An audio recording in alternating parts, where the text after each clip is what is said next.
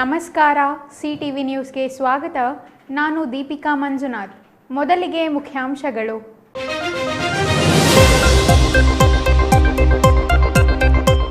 ರಾಜ್ಯದ ಅಭ್ಯರ್ಥಿಗಳು ಘೋಷಣೆಯಾದರೂ ಚಿಕ್ಕಬಳ್ಳಾಪುರಕ್ಕಿಲ್ಲ ಅಭ್ಯರ್ಥಿ. ಕಾಂಗ್ರೆಸ್ ಬಿಜೆಪಿ ಅಭ್ಯರ್ಥಿಗಳ ಪ್ರಕಟಣೆ ವಿಳಂಬ. ಶಾಸಕ ಪ್ರದೀಪ್ ಈಶ್ವರ್ ಅಸಂವಿಧಾನಿಕ ಪದ ಬಳಕೆ ಖಂಡನೆ. ಮಾಜಿ ಸಚಿವ ಸುಧಾಕರ್ ಬೆಂಬಲಿಗರಿಂದ ತಿರುಗೇಟು. ಬಾಗೇಪಲ್ಲಿಯಲ್ಲಿ ಜಿಂಕೆ ಮಾಂಸ ಸಾಗಣೆ, 5 ವಿರುದ್ಧ ಪ್ರಕರಣ. ಆರೋಪಿಗಳು ಅರಣ್ಯ ಇಲಾಖೆ ಅಧಿಕಾರಿಗಳ ವಶಕ್ಕೆ. ರಾಜಕೀಯ ಪಕ್ಷಗಳಿಂದ ಒಕ್ಕಲಿಗ ಸಮುದಾಯಕ್ಕೆ ಅನ್ಯಾಯ. ಚಿಕ್ಕಬಳ್ಳಾಪುರದಲ್ಲಿ ಸ್ಥಳೀಯ ಒಕ್ಕಲಿಗ ಅಭ್ಯರ್ಥಿ ಮಾಡದಿದ್ದರೆ ಬಹಿಷ್ಕರಿಸುವ ಎಚ್ಚರಿಕೆ. ವಾರ್ತೆಗಳ ವಿವರ. ಕಾಂಗ್ರೆಸ್ ಮತ್ತು ಬಿಜೆಪಿ ಎರಡೂ ಪಕ್ಷಗಳಲ್ಲಿಯೂ 2 ಸುತ್ತಿನ ಅಭ್ಯರ್ಥಿಗಳ ಪಟ್ಟಿ ಬಿಡುಗಡೆಯಾಗಿದ್ದು, ಉಭಯ ಪಕ್ಷಗಳಲ್ಲಿ ಚಿಕ್ಕಬಳ್ಳಾಪುರ ಲೋಕಸಭಾ ಕ್ಷೇತ್ರದ ಅಭ್ಯರ್ಥಿಗಳನ್ನು ಮಾತ್ರ ಈವರೆಗೂ ಪ್ರಕಟಿಸಿಲ್ಲ. ಕಾಂಗ್ರೆಸ್ ಈವರೆಗೆ ರಾಜ್ಯದ 7 ಕ್ಷೇತ್ರಗಳಿಗೆ ಅಭ್ಯರ್ಥಿಗಳನ್ನು ಘೋಷಿಸಿದ್ದರೆ, ಬಿಜೆಪಿ 20 ಕ್ಷೇತ್ರಗಳಿಗೆ ಅಭ್ಯರ್ಥಿಗಳನ್ನು ಪಕ್ಕಾ ಮಾಡಿದ್ದು, ಚಿಕ್ಕಬಳ್ಳಾಪುರ ಇನ್ನೂ ಕುತೂಹಲ ಉಳಿಸಿಕೊಂಡಿದೆ.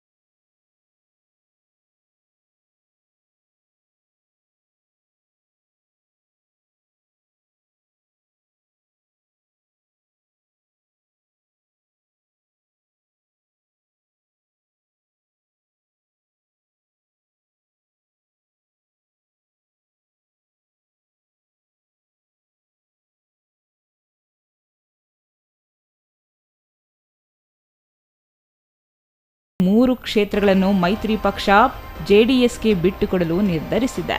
ಹಾಗಾಗಿ ಬಾಕಿ ಉಳಿದಿರುವ 8 ಕ್ಷೇತ್ರಗಳಲ್ಲಿ ಬಿಜೆಪಿ ಪಾಲಿಗೆ 3 ಕ್ಷೇತ್ರಗಳು ಮಾತ್ರ ಉಳಿಯಲಿದ್ದು, ಇದರಲ್ಲಿ ಯಾವ ಅಭ್ಯರ್ಥಿಗಳಿಗೆ ಮಣೆ ಹಾಕಲಿದ್ದಾರೆ ಎಂಬುದು ಈಗ ತೀವ್ರ ಕುತೂಹಲಕ್ಕೆ ಕಾರಣವಾಗಿದೆ.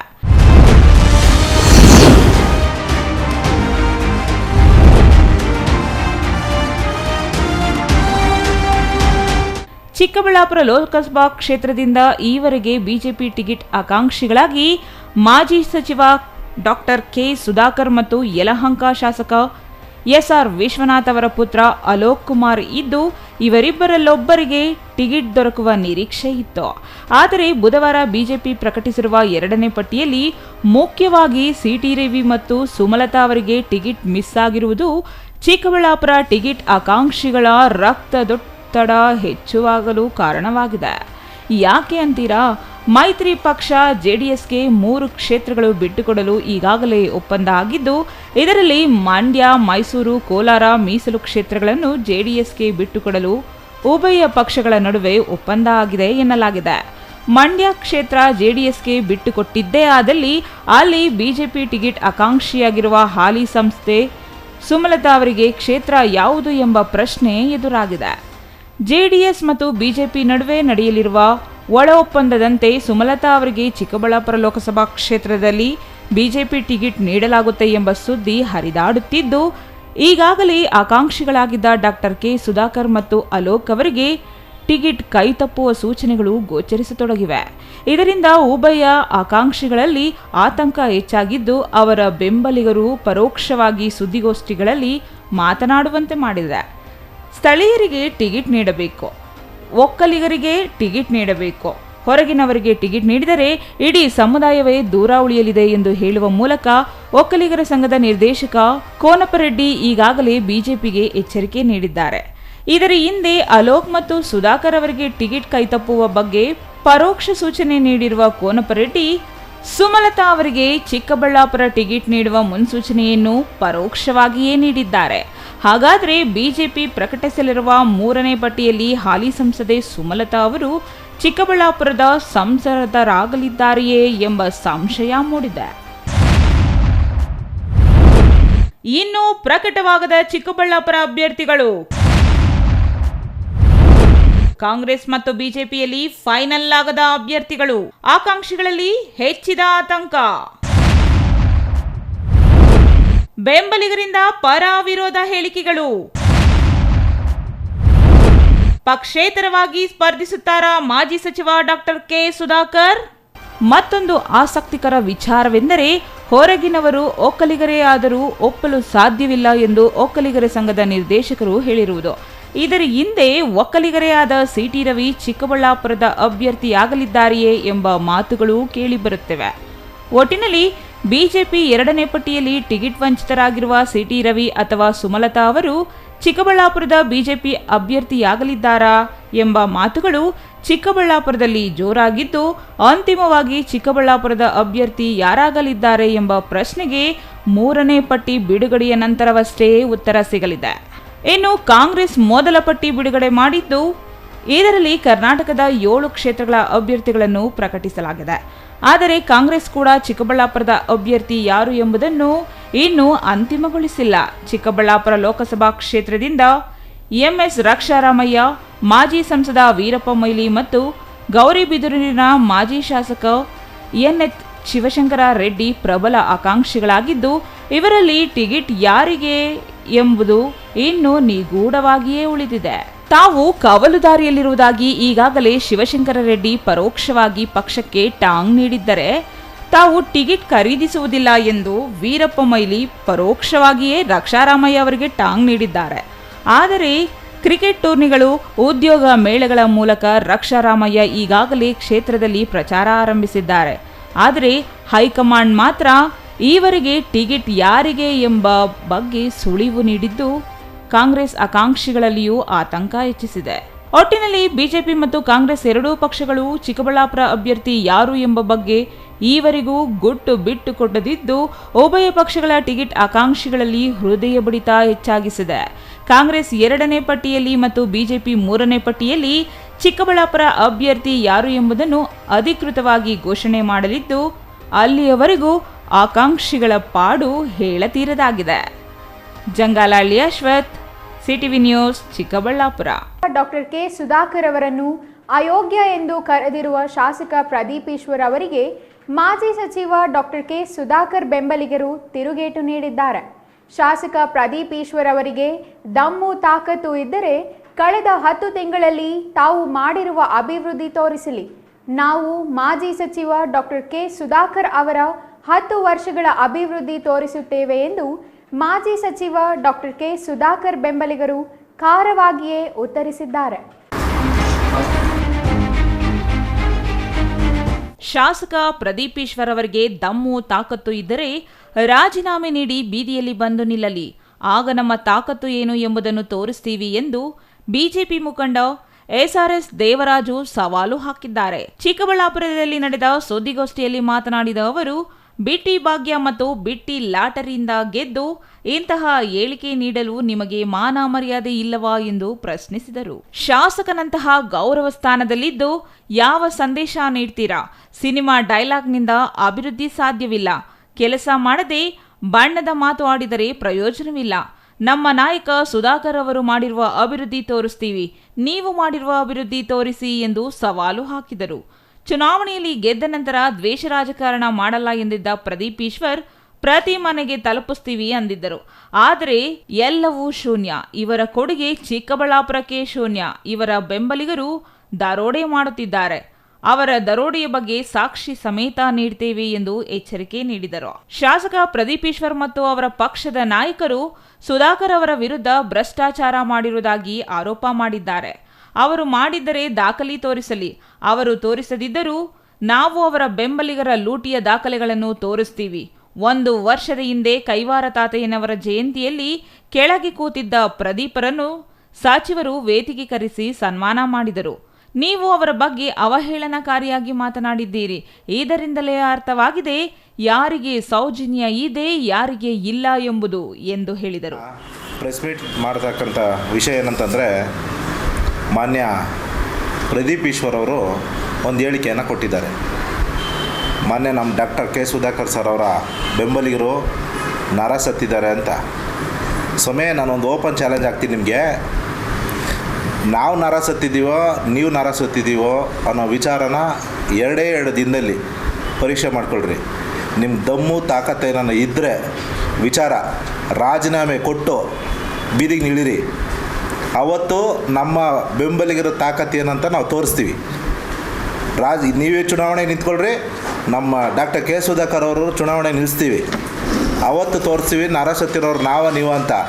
ಬಿಟ್ಟಿ ಭಾಗ್ಯಗಳು ಬಂದಿರತಕ್ಕಂಥ ಒಂದು ಬಿಟ್ಟಿ ಲಾಟ್ರಿಯಿಂದ ಗೆದ್ದಿರ್ತಕ್ಕಂಥ ನೀವು ಇಷ್ಟೆಲ್ಲ ಮಾತಾಡ್ತಿದ್ದೀರಾ. ನರ ಸತ್ತ ಅನ್ನೋದು ಒಂದು ಪ್ರಣಾಳಿಕೆಯನ್ನು ಯೋಚನೆ ಮಾಡಿ ಒಂದು ಗೌರವ ಸ್ಥಾನದಲ್ಲಿ ಇದ್ದೀರಾ MLA ಆಗಿ. ಈ ರೀತಿ ಹೇಳಿಕೆ ಕೊಡೋದಕ್ಕೆ ನಿಮಗೆ ಮಾನ ಮರ್ಯಾದೆ ಇಲ್ವಾ? ಅರ್ಥ ಮಾಡ್ಕೊಳ್ರಿ. ಒಂದು ಗೌರವ ಸ್ಥಾನದಲ್ಲಿದ್ದು ಯಾವ ರೀತಿ ನಾನು ಮಾತಾಡಬೇಕು, ಸಮಾಜಕ್ಕೆ ಯಾವ ರೀತಿ ನೀವು ಒಂದು ಮೆಸೇಜನ್ನು ಕೊಡ್ತೀರಾ. ಒಂದು ಶಾಸಕರಾಗಿ ಚಿಕ್ಕಬಳ್ಳಾಪುರ ಕ್ಷೇತ್ರಕ್ಕೆ ಇಡೀ ರಾಜ್ಯನ ಬರೀ ಈ ಬೂಟಾಟಿಕೆ ಮಾತುಗಳನ್ನು ಬರೀ ಫಿಲಮ್ ಡೈಲಾಗ್ಗಳು ಹೊಡ್ಕೊಂಡು ಕೆಲಸ ಮಾಡ್ದಂಗಲ್ಲ, ಬಂದು ಈ ಕ್ಷೇತ್ರದಲ್ಲಿ ಜನಕ್ಕೆ ಏನು ಕೆಲಸ ಮಾಡಿದ್ದೀರಂತ ಫಸ್ಟ್ ತೋರಿಸ್ರಿ. ಅದನ್ನು ಆಮೇಲೆ ಮಾತಾಡಿರಂತೆ ನಾವು ನರ ಸತ್ತಿದ್ದೀವೋ ಇಲ್ಲ ಬದುಕಿದ್ದೀವೋ ಅಂತ ತೋರಿಸ್ತೀವಿ. ಕೆಲಸ ಏನು ಇಲ್ದರೆ ಬರೀ ಬಣ್ಣದ ಮಾತುಗಳು ಫಿಲಮ್ ಡೈಲಾಗ್ಗಳು ಹೇಳ್ದಂಗಲ್ಲ ಕೆಲಸ. ಇಲ್ಲಿ ಏನು ನಡೀತಿದೆ ಅಂತ ಸ್ಥಳೀಯವಾಗಿ ನೋಡಿ ಮಾತಾಡಬೇಕು. ಅದನ್ನು ಬಿಟ್ಟು ಬೇರೆ ರೀತಿಯಲ್ಲಿ ಮಾತಾಡೋದು ಸರಿ ಇಲ್ಲ. ನಮ್ಮ ಮಾಜಿ ಸಚಿವರಾಗಿರ್ತಕ್ಕಂಥವ್ರು ಕಾಂಗ್ರೆಸ್ನವರು ನರಸತ್ತಿರಂದರೆ ಸರ್ಕಾರಕ್ಕೆ ವಿಚಾರಕ್ಕೆ ಮೆಸೇಜನ್ನು ಕೊಟ್ಟಿರ್ತಕ್ಕಂಥದ್ದು. ಏನು ವಿಚಾರ ಅಂದರೆ ಬರೀ ಬಿಟ್ಟಿ ಭಾಗ್ಯಗಳನ್ನು ಕೊಟ್ಕೊಂಡು ಜನರನ್ನ ಒಂದು ತಪ್ಪದೇ ದಾರಿಗೆ ಸಂದೇಶವನ್ನು ಕೊಡ್ತಾ ಇರ್ತಕ್ಕಂಥ ಕಾಂಗ್ರೆಸ್ ಸರ್ಕಾರ. ನಮ್ಮ ಭಾರತೀಯ ಜನತಾ ಪಾರ್ಟಿ ಸಿದ್ಧಾಂತ ಅದೇ ರೀತಿಯಲ್ಲ. ಏನಂತಂದರೆ ನಾವು ಏನಾದರೂ ಗುರಿ ಇಟ್ಟರೆ ಮುಂದಿನ ಭವಿಷ್ಯಕ್ಕೋಸ್ಕರ ರೂಪಿಸುವಂಥ ಕಾರ್ಯಗಳನ್ನು ಮಾಡತಕ್ಕಂಥ ಕೆಲಸ ಭಾರತೀಯ ಜನತಾ ಪಾರ್ಟಿ. ಇವತ್ತು ನೀವು ಯೋಚನೆ ಮಾಡಿರಿ ಸುಮ್ಮನೆ, ನಮ್ಮ ಡಾಕ್ಟರ್ ಕೆ ಸುಧಾಕರ್ ಸರ್ ಅವರು ಏನೇನು ಅಭಿವೃದ್ಧಿ ಈ ಕ್ಷೇತ್ರಕ್ಕೆ ಮಾಡಿದ್ದೀರಂತ, ನಿಮ್ದು ಏನೇನು ಕೊಡುಗೆ ಇದೆ ಅಂತ ತೋರಿಸಿ, ಒಂದು ಪಟ್ಟಿ ಸಮೇತ ತೋರಿಸಿ. ನಮ್ಮ ಸಾಹೇಬರು ತಗೊಂಬಂದಿರ್ತಕ್ಕಂಥ ಅನುದಾನಗಳನ್ನ ನೀನು ಕೆಲಸ ಮಾಡಿಬಿಟ್ಟು ಬೋರ್ಡ್ಗಳಲ್ಲಿ ಹಾಕೋದಂಗಲ್ಲ ಕೆಲಸ. ನೀವು ಅನುದಾನ 108 ಕೋಟಿ ತಗೊಂಡಿದ್ದೀರ ಅಂತ ವಿಜೇಂದ್ರಣ್ಣಗೆ ಮೆಸೇಜ್ ತಪ್ಪು ಗೊತ್ತಿಲ್ಲ, ತಿಳ್ಕೊಳ್ರಿ ಅಂತ ಹೇಳಿದ್ರಲ್ಲ. ಪಾಠ ಹೇಳೋಂಥ ಅವಶ್ಯಕತೆ ಇಲ್ಲ, ಅವ್ರು ಆಲ್ರೆಡಿ ಪಾಠ ತಿಳ್ಕೊಂಡಿದ್ದಾರೆ. ಅವ್ರ ಅಪ್ಪ ಕೂಡ ಸೈಕಲ್ ಇಂದ ರಾಜಕಾರಣಿ ಕಟ್ಟಿ ಇವತ್ತಿನ ದಿನ ಭಾರತೀಯ ಜನತಾ ಪಾರ್ಟಿಯಲ್ಲಿ 3 ಬಾರಿ ಅವರು ಮುಖ್ಯಮಂತ್ರಿ ಸ್ಥಾನ ಆಗಿರ್ತಕ್ಕಂಥ ಧೀಮಂತ ನಾಯಕರ ಮಗ. ಅವ್ರ ಬಗ್ಗೆ ಕೂಡ ಮಾತಾಡಬೇಕು ಅಂದರೆ ಒಂದು ಯೋಚನೆ ಮಾಡಿ ಮಾತಾಡ್ತಕ್ಕಂಥ ವಿಷಯ ಇರ್ತೈತೆ. ಅದನ್ನು ಬಿಟ್ಟು ಬೇರೆ ಬೇರೆ ವಿಚಾರಗಳನ್ನು ಮಾತಾಡೋಕ್ಕೆ ಹೋಗ್ಬೇಡ್ರಿ. ನಮ್ಮ ಬೆಂಬಲಿಗರು ಇವತ್ತು ಸಣ್ಣದಾಗಿ ಒಂದು ಚಿಕ್ಕದಾಗಿ ಒಂದು ಇದನ್ನು ಆಯೋಜನೆ ಮಾಡಿದ್ದೀವಿ. ನಾಳೆ ದಿನ ಉಗ್ರವಾಗಿ ಯಾವ ರೀತಿ ಹೋರಾಟ ಇರ್ತೈತದೆ, ಯಾವ ರೀತಿ ನಾವಂತ ತೋರಿಸ್ತೀವಿ. ನರ ಸತ್ತಿರೋರು ಯಾವ ರೀತಿ ಅಂತ ಇರುತ್ತೆ ಅಂತ ನಿಮಗೆ ತೋರಿಸ್ತೀವಿ. ಬಂದು ಬೀದಿಯಲ್ಲಿ ನಿಂತ್ಕೊಳ್ರಿ, ಅವಾಗ ಗೊತ್ತಾಗುತ್ತೆ. ಹೇಳ್ತಾ ಈ ಮಾತುಗಳನ್ನು ನಾನು ವಿರಾಮ ಕೊಡ್ತಾ ಇದ್ದೀನಿ. ನಗರಸಭೆ ಮಾಜಿ ಅಧ್ಯಕ್ಷ ಆನಂದ ರೆಡ್ಡಿ ಮಾತನಾಡಿ, ಶಾಸಕ ಸ್ಥಾನಕ್ಕೆ ಅಗೌರವ ತರುವ ರೀತಿಯಲ್ಲಿ ಪ್ರದೀಪ್ ಈಶ್ವರ್ ಮಾತನಾಡುತ್ತಿದ್ದಾರೆ. ಅವರು ವಿದ್ಯಾರ್ಥಿಗಳಿಗೆ ಇದೇ ರೀತಿಯ ಅಶ್ಲೀಲ ಮಾತುಗಳನ್ನೇ ಬೋಧಿಸುತ್ತಾರಾ ಎಂದು ಪ್ರಶ್ನಿಸಿದರು. ಬಾಯಿ ಚಪಲಕ್ಕೆ ಮಾತನಾಡುವುದು ಬಿಡಿ, ಯಾರು ಯೋಗ್ಯರು ಯಾರು ಅಯೋಗ್ಯರು ಎಂಬುದು ಚಿಕ್ಕಬಳ್ಳಾಪುರಕ್ಕೆ ಮಾತ್ರವಲ್ಲ, ಇಡೀ ರಾಜ್ಯದ ಜನರಿಗೆ ಗೊತ್ತಿದೆ ಎಂದರು. ಹಿಂದೆ ಅನೇಕ ಮಂದಿ ಚಿಕ್ಕಬಳ್ಳಾಪುರದಲ್ಲಿ ಶಾಸಕರಾಗಿದ್ದಾರೆ. ಅವರು ಚಿಕ್ಕಬಳ್ಳಾಪುರದ ಗೌರವ ಉಳಿಸಿದ್ದಾರೆ. ನೀವು ಅಗೌರವ ತರುತ್ತಿದ್ದೀರಿ. ಇದೇ ರೀತಿ ಮಾತನಾಡಿದರೆ ಮುಂದಿನ ದಿನಗಳಲ್ಲಿ ಪಾಠ ಕಲಿಸಬೇಕಾಗುತ್ತದೆ ಎಂದು ಎಚ್ಚರಿಕೆ ನೀಡಿದರು. ಪ್ರದೀಪ್ ಈಶ್ವರ್ ಅವರು 2 ದಿವಸ ಹಿಂದೆ ಅವರು ಶಾಸಕರ ಒಂದು ಸ್ಥಾನಕ್ಕೆ ಅಗೌರವ ತರುವಂಥ ಮಾತಾಡ್ತಾ ಇದ್ದಾರೆ. ಯಾಕೆಂದರೆ ಅವರು ಇವತ್ತು ಶಾಸಕರ ಬೆಲೆ ಏನು ಅಂತ ತಿಳ್ಕೊಂಡಿರೋ ಅವರು ಮಾತಾಡೋ ನಿಟ್ಟಿನಲ್ಲಿ ಇವತ್ತು ನಮ್ಮ ಕ್ಷೇತ್ರದ ಜನ ಎಲ್ಲ ನೋಡ್ತಾ ಇದ್ದಾರೆ. ಅವರು ಇವತ್ತು ಲೆಕ್ಚರರ್ ಆಗಿ ಟೀಚ್ ಮಾಡ್ತೀನಿ ಅಂತ ಹೇಳ್ತಾರೆ. ಅವರು ಇದೇ ರೀತಿನ ಸ್ಟೂಡೆಂಟ್ಸ್ಗೆ ಟೀಚ್ ಮಾಡೋಂಥದ್ದು ಕಾಲೇಜಲ್ಲಿ ಈ ಅಸಭ್ಯವಾಗಿ ಮಾತಾಡೋಂಥದ್ದನ್ನು ಟೀಚ್ ಮಾಡೋಂಥದ್ದವರು ಸ್ಟೂಡೆಂಟ್ಗೆ. ಏನು ಶಾಸಕರಾಗಿದ್ದೀರಾ, ಆ ಶಾಸನ ಗೌರವ ಉಳಿಸಿ. 224 ಜನ ಶಾಸಕರಿದ್ದಾರೆ ನಮ್ಮ ಕ್ಷೇತ್ರದಲ್ಲಿ, ನಮ್ಮ ರಾಜ್ಯದಲ್ಲಿ. ಎಲ್ಲಿಗೂ ಅಗೌರವ ಕೆಲಸ ಮಾಡಬೇಡಿ. ಬಾಯಿ ಇದೆ ಅಂದ್ಬಿಟ್ಟು ಬಾಯಿ ಚಪ್ಪಲಕ್ಕೆ ಸೋಷಿಯಲ್ ಮೀಡಿಯಾಗೆ ವಾಟ್ಸಪ್ಗೆ ಬಾಯಿ ಬಂದಾಗೆಲ್ಲ ಮಾತಾಡೋದು ಬಿಡಿ. ನಮ್ಮ ಸಚಿವರು ಸುಧಾಕರ್ ಅವರು ಅಯೋಗ್ಯರು ಯೋಗ್ಯರು ಅಂತ ನಮ್ಮ ಕ್ಷೇತ್ರ ಜನ ತಿಳ್ಕೊಂಡಿದ್ದಾರೆ. ಯಾರು ಅಯೋಗ್ಯರು ಯಾರು ಯೋಗ್ಯರು ಅಂತ ನಮ್ಮ ಚಿಕ್ಕಬಳ್ಳಾಪುರ ಕ್ಷೇತ್ರದ ಜನತೆ ಇವತ್ತು ತಿಳ್ಕೊಂಡಿದ್ದಾರೆ. ಅಯೋಗ್ಯರು ಯಾರು ಯೋಗ್ಯರು ಅಂತ ನೀವು ಹೇಳೋ ಅವಶ್ಯಕತೆ ಇಲ್ಲ. ನಿಮ್ಮ ಬಾಯಿಯಲ್ಲಿ ಇಡ್ತಾ ಇರಲಿ, ನಾಲಿಗೆಯಲ್ಲಿ ಬಾಯಿಗೆ ಬಂದಾಗ ಮಾತಾಡಿದ್ರೆ ನಾವು ಯಾರು ಸುಮ್ಮನೆ ಕೈ ಕಟ್ಕೊಂಡು ಕುತ್ಕೊಂಡಿರಲ್ಲ. ನಮ್ಮ ನಾಯಕರಾಗಿರ್ಬೋದು, ನಮ್ಮ ಮುಖಂಡರುಗಳಾಗಿರ್ಬೋದು, ನಮ್ಮ ಕಾರ್ಯಕರ್ತರುಗಳಾಗಿರ್ಬೋದು, ಯಾರು ಕೈ ಕಟ್ಕೊಂಡು ಕುತ್ಕೊಂಡಿರಲ್ಲ. ಬಟ್ ಮಾತಾಡೋದು ಕಲ್ತ್ಕೊಳ್ಳಿ. ಹಿಂದ್ಗಡೆ ಸುಮಾರು ಜನ ಶಾಸಕರಾಗಿದ್ದಾರೆ. ಚಿಕ್ಕಬಳ್ಳಾಪುರ ಇತಿಹಾಸ ಇದೆ. ಎ ಮುನಿಯಪ್ಪನವರು, ರೇಣುಕಮ್ಮನವರು, ಸಿ ವೆಂಕಟರಾಯಪ್ಪನವರು, ಶಿವಾನಂದವರು, ಅನಸೂಯಮ್ಮನವರು, ಮುನಿಯಪ್ಪನವರು, ಬಚ್ಚೇಗೌಡರು, ಈಗ ನಮ್ಮ 10 ವರ್ಷದಿಂದ ನಮ್ಮ ಡಾಕ್ಟರ್ ಸುಧಾಕರ್ ಅಣ್ಣವರು ಎಲ್ಲ ಯಾವ ರೀತಿ ನಡ್ಕೊಂಡಿದ್ದಾರೆ ತಿಳ್ಕೊಳ್ಳಿ. ಫಸ್ಟ್ ಇತಿಹಾಸ ತಿಳ್ಕೊಳ್ಳಿ. ಸುಮ್ಮನೆ ಬಾಯಿಗೆ ಬಂದಾಗೆಲ್ಲ ಮಾತಾಡೋದು ಬಿಡಿ. ಎಲ್ರಿಗೂ ಬರುತ್ತೆ ಬಾಯಿಗೆ ಬಂದು ಮಾತಾಡೋದು. ಶಾಸಕರಾಗಿದ್ರೆ ನೀವು ಹೇಳಿದ್ದೀರಾ ಲಾಟ್ರಿ ಗೆದ್ದಿದ್ದೀನಿ ಅಂತ. ಏನೋ ಗೆದ್ದಿದ್ದೀರಾ, ಕೆಲಸ ಮಾಡ್ಕೊಂಡಾಗಿ ಜನಕ್ಕೆ ಒಳ್ಳೇದು ಕೆಲಸ ಮಾಡಿ. ಅದು ಬಿಟ್ಬಿಟ್ಟು ಅದು ಇದು ಅಂತ ನಮ್ಮ ನಮ್ಮ ಮಾಜಿ ಸಚಿವರು ವಿರುದ್ಧ ಮಾತಾಡೋದು, ಬೇರೆ ನಮ್ಮ ಮುಖಂಡರಿಗೆ ವಿಚಾರದಲ್ಲಿ ಮಾತಾಡೋದು, ಇವೆಲ್ಲ ಬಿಟ್ಬಿಡಿ. ಯಾರು ಕೈ ಕಟ್ಕೊಂಡು ಕುತ್ಕೊಂಡಿರಲ್ಲ. ಮುಂದಿನ ದಿನಗಳಲ್ಲಿ ಇದೇ ರೀತಿ ಮಾತಾಡೋದು ಕಲ್ತ್ರೆ ನಾವು ಮುಂದಿನ ದಿನಗಳಲ್ಲಿ ಪಾಠ ಕಲಿಸ್ಬೇಕಾಗುತ್ತೆ ಅಂತ ಈ ಸಂದರ್ಭದಲ್ಲಿ ಹೇಳ್ತಾ ಇದ್ದೀನಿ. ನಗರಸಭೆ ಮಾಜಿ ಸದಸ್ಯ ಸಂತೋಷ್ ಮಾತನಾಡಿ, ಡಾಕ್ಟರ್ ಕೆ ಸುಧಾಕರ್ ಅವರು ಸಚಿವರಾಗಿದ್ದ ವೇಳೆ ಅವರ ಮನೆ ಗೇಟ್ ಕಾಯುತ್ತಿದ್ದ ಪ್ರದೀಪ್ ಈಶ್ವರಿಗೆ ಅವರು ಅಧಿಕಾರದಲ್ಲಿದ್ದಾಗ ಯೋಗ್ಯರಾಗಿದ್ದರು, ಈಗ ಅಯೋಗ್ಯರಾಗಿದ್ದಾರೆಯೇ ಎಂದು ಪ್ರಶ್ನಿಸಿದರು. ಪ್ರದೀಪ್ ಈಶ್ವರ್ ಅವರೇ, ನೀನು ರಾಜಕಾರಣ ಮಾಡಲು ಮಾತ್ರ ಬಂದಿದೀಯಾ? ನೀನು ಲಾಟರಿಯಲ್ಲಿ ಗೆದ್ದಿರೋದು, ನಿನಗೆ ಸಂಘಟನೆ ಮಾಡಲು ಸಾಧ್ಯವಾಗಿಲ್ಲ ಎಂದು ಏಕವಚನದಲ್ಲಿಯೇ ವಾಗ್ದಾಳಿ ನಡೆಸಿದರು. ಸುಧಾಕರ್ ಅವರು ಚಿಕ್ಕಬಳ್ಳಾಪುರದಲ್ಲಿ ಅಭಿವೃದ್ಧಿಯ ಪರ್ವ ಮಾಡಿದ್ದಾರೆ. ನಮಸ್ತೆ ಚಿಕ್ಕಬಳ್ಳಾಪುರ ಕಾರ್ಯಕ್ರಮದಲ್ಲಿ ಜನರಿಗೆ ಏನು ಅನುಕೂಲ ಮಾಡಿದೀಯಾ ನೋಡೋಣ ನಡಿ. ಖಾಲಿ ಡಬ್ಬಾದಲ್ಲಿ ಕಲ್ಲು ಹಾಕಿ ಅಲ್ಲಾಡಿಸುತ್ತಿದೀಯಾ? ಇಡೀ ರಾಜ್ಯದಲ್ಲಿಗೆ ನಿನಗೆ ಬ್ರ್ಯಾಂಡ್ ಕೊಟ್ಟಿದ್ದಾರೆ. ಚಿಕ್ಕಬಳ್ಳಾಪುರದ ಮಾನ ಮರ್ಯಾದೆ ಕಲಿಸುತ್ತಿದೀಯಾ? ನಿಮ್ಮ ಮಟ್ಟಕ್ಕೆ ನಾವು ಇಳಿಯುವುದಿಲ್ಲ. ನೀನು ಊಸರವಳ್ಳಿ ಇದ್ದಂಗೆ. ಪಕ್ಷಕ್ಕೆ, ಚಿಕ್ಕಬಳ್ಳಾಪುರಕ್ಕೆ ನಿಮ್ಮ ಕೊಡುಗೆ ಏನು ಅಂತ ತೋರಿಸು ಎಂದರು. ನಮ್ಮ ನಾಯಕ ಸುಧಾಕರ್ ಅವರು ಚಿಕ್ಕಬಳ್ಳಾಪುರದ 3 ಚಿಕ್ಕಬಳ್ಳಾಪುರ ಅಭಿವೃದ್ಧಿ ಪ್ರಾಧಿಕಾರದ ಅಧ್ಯಕ್ಷರನ್ನಾಗಿ ಮಾಡಿದರು. ನೀನು ಗೌರಿಬಿದನೂರಿಗೆ ಕೊಟ್ಟಿದ್ದೀಯಾ? ನಿನಗೆ ತಾಕತ್ತು ಇದ್ದರೆ ಸ್ಥಳೀಯರಿಗೆ ಯಾಕೆ ನೀಡಿಲ್ಲ ಎಂದು ಪ್ರಶ್ನಿಸಿದರು. ನಮ್ಮ ಡಾಕ್ಟರ್ನ ಅಯೋಗ್ಯರು ಅಂತ ಹೇಳ್ತಾರೆ ಮಾಜಿ ಮಂತ್ರಿಗಳನ್ನ. ಮಾಜಿ ಮಂತ್ರಿಗಳು ಅವ್ರ ಅಧಿಕಾರದಲ್ಲಿದ್ದಾಗ ಯೋಗ್ಯರು.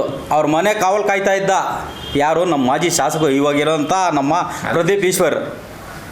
ಆವಾಗ ಅನುಕೂಲ ಪಡ್ಕೊಳಕ್ಕೆ ಅವ್ರು ಯೋಗ್ಯರಾಗಿದ್ದರು. ಅವ್ರ ಮನೆ ಕಾವಲು ಕಾಯ್ತಾಯಿದ್ರು, ಗೇಟ್ ಕಾಯ್ತಾಯಿದ್ರು. ಪೆರೇಸಂದ್ರದಲ್ಲಿ ಕಾರ್ಯಕ್ರಮ ಮಾಡಿಸಿದಾಗ, ಪೆರೇಸಂದ್ರದಲ್ಲಿ ಆವತ್ತು ಇಂಥ ಉತ್ತಮವಾದ ಆರೋಗ್ಯ ಮಂತ್ರಿನೇ ಇಲ್ಲ ಅಂದಾಗ ಅವರು ಯೋಗ್ಯರಾಗಿದ್ದರು. ಪ್ರತಿಯೊಂದು ವೇದಿಕೆ ಹಂಚ್ಕೊಳ್ಳೋವಾಗ ಅವ್ರ ಅಧಿಕಾರದಲ್ಲಿದ್ದಾಗ ಪ್ರದೀಪ್ ಈಶ್ವರ್ ಅವರು ಮಂತ್ರಿಗಳನ್ನ ಯೋಗ್ಯರು ಮಾಡಿದರು. ಅಧಿಕಾರ ಹೋದ್ಮೇಲೆ ಅಯೋಗ್ಯರು ಅಂತಾರೆ ಇವರು. ನೀನು ಬರೀ ರಾಜಕಾರಣ ಮಾಡೋಕ್ಕೆ ಮಾತ್ರ ಬಂದಿದ್ಯಾ ಇಲ್ಲೇ?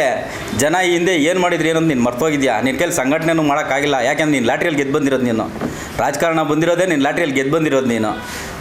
ನೀನು ಮೋಟಿವೇಶನ್ ನಮ್ಮ ಡಾಕ್ಟರ್ ಹತ್ರ ತಗೊಳ್ಬೇಕು. ನೀನು ಕ್ಷೇತ್ರದಲ್ಲಿ ಏನು ಮಾಡಬೇಕು, ಏನು ಕೆಲಸ ಮಾಡಬೇಕು ಅಂತ ಅವ್ರ ಹತ್ರ ನೀನು ಪಾಠ ಕಲಿಬೇಕು. ನಿನ್ನಂಗೆ ಎಲ್ಲ ಊಜಿ ಮಾತುಗಳು ಹೇಳ್ಕೊಂಡು ಚೀಪಾಗಿ ನಾನು 10 ಲೇನ್ ಹೈವೇ ಮಾಡ್ತೀನಿ, ಮೆಟ್ರೋ ತತ್ತೀನಿ ಅಂತ ಅವ್ರು ಯಾವತ್ತೂ ಹೇಳಿಲ್ಲ. ಅವರು ಕ್ಷೇತ್ರಕ್ಕೆ, ಜನರಿಗೆ, ರೈತರಿಗೆ ಕೆರೆಗಳಿಗೆ ನೀರು ತುಂಬಿಸೋರೆ, ಹೈಟೆಕ್ ಮಾರ್ಕೆಟ್ ಇದು ಮಾಡೋರೆ, ಹೂವಿನ ಮಾರ್ಕೆಟು, ಮೆಡಿಕಲ್ ಕಾಲೇಜ್ ತಂದವ್ರೆ. ಪ್ರತಿಯೊಂದು ನೀನು ಸಿದ್ದರಾಮಯ್ಯ ಹತ್ರ ಮೊನ್ನೆ ಹೋದಾಗ ಹೇಳಿದ್ರಂತೆ, ಸಿದ್ದರಾಮಯ್ಯ ಅವರು ಹೇಳಿದ್ರಂತೆ, ನೀನು ಅನುದಾನ ಕೇಳಕ್ಕೆ ಹೋದಾಗ ಸುಧಾಕರ್ ಅವರು ಇನ್ನು 20 ವರ್ಷಕ್ಕಾಗೋಷ್ಟು ಅನುದಾನ ತಂದವ್ರೆ, ಅದನ್ನು ಕಂಪ್ಲೀಟ್ ಮಾಡೋಗು ಅಂತ ಹೇಳಿದ್ರಂತೆ ನಿನಗೆ. ಆ ಮಟ್ಟದಲ್ಲೇ ಸುಧಾಕರ್ ಈ ಚಿಕ್ಕಬಳ್ಳಾಪುರದಲ್ಲಿ ಅಷ್ಟೊಂದು ಕೆಲಸ ಮಾಡೋರೆ. ಅದು ಬಿಟ್ಬಿಟ್ಟು ನೀನೇನೋ ಎಲ್ಲ ಊಜಿ ಮಾತುಗಳು ಹೇಳ್ಕೊಂಡು ನಾನು ನಗರಸಭೆಯಲ್ಲೇ ನಾನು ಖಾತೆಗಳು ಮಾಡಿಸ್ಕೊಡ್ತೀನಿ ಫ್ರೀಯಾಗಿ, ನಮಸ್ತೆ ಚಿಕ್ಕಬಳ್ಳಾಪುರ ಮಾಡ್ತೀನಿ, ಯಾವುದು ಕಂಪ್ಲೀಟ್ ಮಾಡಿಲ್ಲ. ಇವತ್ತು ವಾರ್ಡ್ ಹೋಗೋಣ ನಡಿ. ನೀನು ಎಲ್ಲೆಲ್ಲೇ ನಮಸ್ತೆ ಚಿಕ್ಕಬಳ್ಳಾಪುರ ಮಾಡಿದ್ಯಾ, ಅಲ್ಲಿ ಜನರಿಗೆ ಏನು ಅನುಕೂಲ ಮಾಡ್ಕೊಟ್ಟಿದ್ಯಾ ಅಂತ ಹೋಗೋಣ ನಡಿ. ಮೀಡಿಯಾವ್ರ ಜೊತೆಲ್ಲೇ ಹೋಗೋಣ. ನೀನು ಏನೂ ಮಾಡಲ್ಲ ಈ ಚಿಕ್ಕಬಳ್ಳಾಪುರಕ್ಕೆ. ಬರೀ ನೀನೆಲ್ಲ ಗಾಳಿಯಲ್ಲೇ ಗುಂಡೊಡಿಯೋದು. ನೀನು ಖಾಲಿ ಡಬ್ಬ ಕಲ್ಲ ಕೊಡಿತೀಯ. ನೀನು ಸುಮ್ಮನೆ ನಮ್ಮ ಕ್ಷೇತ್ರದಲ್ಲೇ ನಮ್ಮ ಮಾಜಿ ಶಾಸಕ ನೀನು ಅಯೋಗ್ಯ ಅಂತೀಯ. ನೀನು ಯಾರು ಅಯೋಗ್ಯ ಅಂದ್ಬಿಟ್ಟಿದ್ದು, ಯಾರ್ಯಾರು ಏನೇನು ಸ್ಟೇಟ್ಮೆಂಟ್ ಕೊಡ್ತಾವ್ರೆ ಅಂದ್ಬಿಟ್ಟು 10 ತಿಂಗಳಲ್ಲಿ ಜನ ನೋಡ್ತಾವ್ರೆ. ನಿಂಗೊಂದು ಬ್ರ್ಯಾಂಡು ಕೊಟ್ಬಿಟ್ಟವ್ರು ಚಿಕ್ಕಬಳ್ಳಾಪುರದಲ್ಲಿ. ಏನು ಅಂತಂದಿದ್ದೆ, ಚಿಕ್ಕಬಳ್ಳಾಪುರ ಇಲ್ಲ ಇಡೀ ಸ್ಟೇಟಲ್ಲೇ ಕೊಟ್ಬಿಟ್ಟವ್ರು ನಿಂಗೆ ಏನೊಂದು ಬ್ರ್ಯಾಂಡು ಅಂತ. ಇಡೀ ಚಿಕ್ಕಬಳ್ಳಾಪುರನ ಮಾನ ಮರ್ಯಾದೆ ತೆಗಿತಾ ಇದೆಯಾ? ಫಸ್ಟ್ ಅದನ್ನು ಕಾಪಾಡ್ಕೊ. ನೀನು ಚಿಕ್ಕಬಳ್ಳಾಪುರಕ್ಕೆ ಒಳ್ಳೆ ಒಂದು ಕೆಲಸ ಮಾಡಿಸಿ ಕ್ಷೇತ್ರದಲ್ಲೇ ಅಭಿವೃದ್ಧಿ ಮಾಡಿ ಆಮೇಲೆ ಇದು ಮಾಡು. ನೀನು ಮಾಜಿ ಸಚಿವರನ್ನ ಅವ್ರ ಬೆಂಬಲಿಗರನ್ನ ಹೆಂಗಂದ್ರೆ ಹಂಗೆ ಮಾತಾಡೋದಲ್ಲ. ನಿನ್ನ ಏನು ಬೇಕಾದರೂ ಅನ್ಬೋದು ನಾವು, ರೈಟ್ಸ್ ಐತೆ ಸಂವಿಧಾನದಲ್ಲಿ. ನಿನ್ನ ಏನು ಬೇಕೋ ಒಂದು ಇದೈತೆ. ಆದರೆ ನಿನ್ನ ಮಟ್ಟಕ್ಕೆ ಇಳಿದು ನಾವು ಅನ್ನೋರಲ್ಲ. ನಾವು ನಿನ್ನ ಮಟ್ಟಕ್ಕೆ ಇಳಿದು ನಾವು ಅನ್ನೋರಲ್ಲ ನಾವು. ನೀನು ಹೆಂಗೆ ಅಂದರೆ ಊಸುರುಳ್ಳಿ ಇದ್ದಂಗೆ.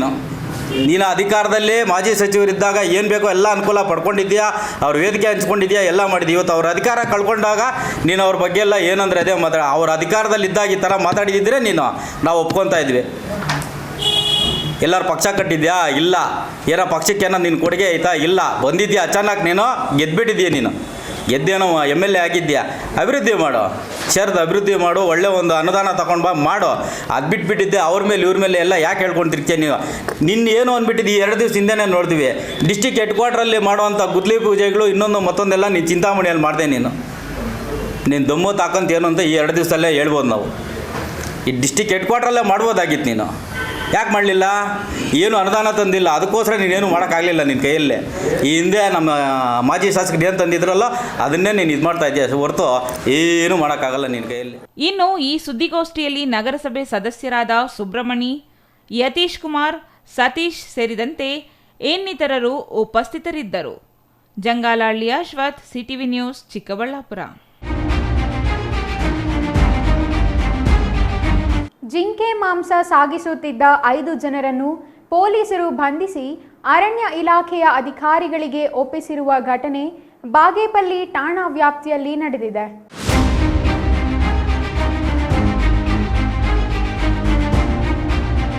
ಬಾಗೇಪಲ್ಲಿ ತಾಲೂಕಿನ ಯಲಂಪಲ್ಲಿ ಗ್ರಾಮದ ಚಂದ್ರಶೇಖರ್, ಪುಟ್ಟಬರ್ತಿ ಗ್ರಾಮದ ನಾಗಪ್ಪ ಎಂಬುವರು ರಾತ್ರಿ 9 ಗಂಟೆ ಸಮಯದಲ್ಲಿ ಪುಟ್ಟಬರ್ತಿ ವ್ಯಾಪ್ತಿಯ ಬೆಟ್ಟಗಳ ತಪ್ಪಲಿನಲ್ಲಿ ಬೀದಿ ನಾಯಿಗಳು ಕೊಂದು ತಿನ್ನುತ್ತಿದ್ದ ಜಿಂಕೆಯನ್ನು ನೋಡಿ ಅವುಗಳನ್ನು ಓಡಿಸಿ ನಂತರ ಸಂಪ್ರಂಪತ್ತಿ ಗ್ರಾಮದ ಕೃಷ್ಣಪ್ಪ, ಸಂದೀಪ್, ವೆಂಕಟೇಶಪ್ಪ ಎಂಬುವವರಿಗೆ ಕೂಡಲೇ ಬರುವಂತೆ ಮಾಹಿತಿ ನೀಡಿ ಜಿಂಕೆ ಮಾಂಸವನ್ನು ಸಾಗಿಸುತ್ತಿದ್ದ ವೇಳೆ ಖಚಿತ ಮಾಹಿತಿ ಮೇರೆಗೆ ಕೊಂಡರೆಡ್ಡಿಪಲ್ಲಿ ಗ್ರಾಮದ ಬಳಿ ಪೊಲೀಸರು ಚಂದ್ರಶೇಖರ್ ಮತ್ತು ನಾಗಪ್ಪ ಅವರನ್ನು ಬಂಧಿಸಿದ್ದಾರೆ. ಅವರನ್ನು ತನಿಖೆಗೊಳಪಡಿಸಿ ವಿಚಾರಣೆ ಮಾಡಿದಾಗ ಅವರು ಕೃಷ್ಣಪ್ಪ, ಸಂದೀಪ್, ವೆಂಕಟೇಶಪ್ಪ ಅವರ ಹೆಸರನ್ನು ಹೇಳಿದ್ದಾರೆ. ನಂತರ ಇಂದು ಅವರನ್ನು ಬಂಧಿಸಿ ಅರಣ್ಯ ಇಲಾಖೆ ಅಧಿಕಾರಿಗಳ ವಶಕ್ಕೆ ನೀಡಿದ್ದಾರೆ. ಅರಣ್ಯ ಇಲಾಖೆ ಅಧಿಕಾರಿಗಳು ಅವರ ವಿರುದ್ಧ ಪ್ರಕರಣ ದಾಖಲು ಮಾಡಿ ನ್ಯಾಯಾಂಗ ವಶಕ್ಕೆ ಒಪ್ಪಿಸಿದ್ದಾರೆ. Subbu, CTV news, Bagepalli.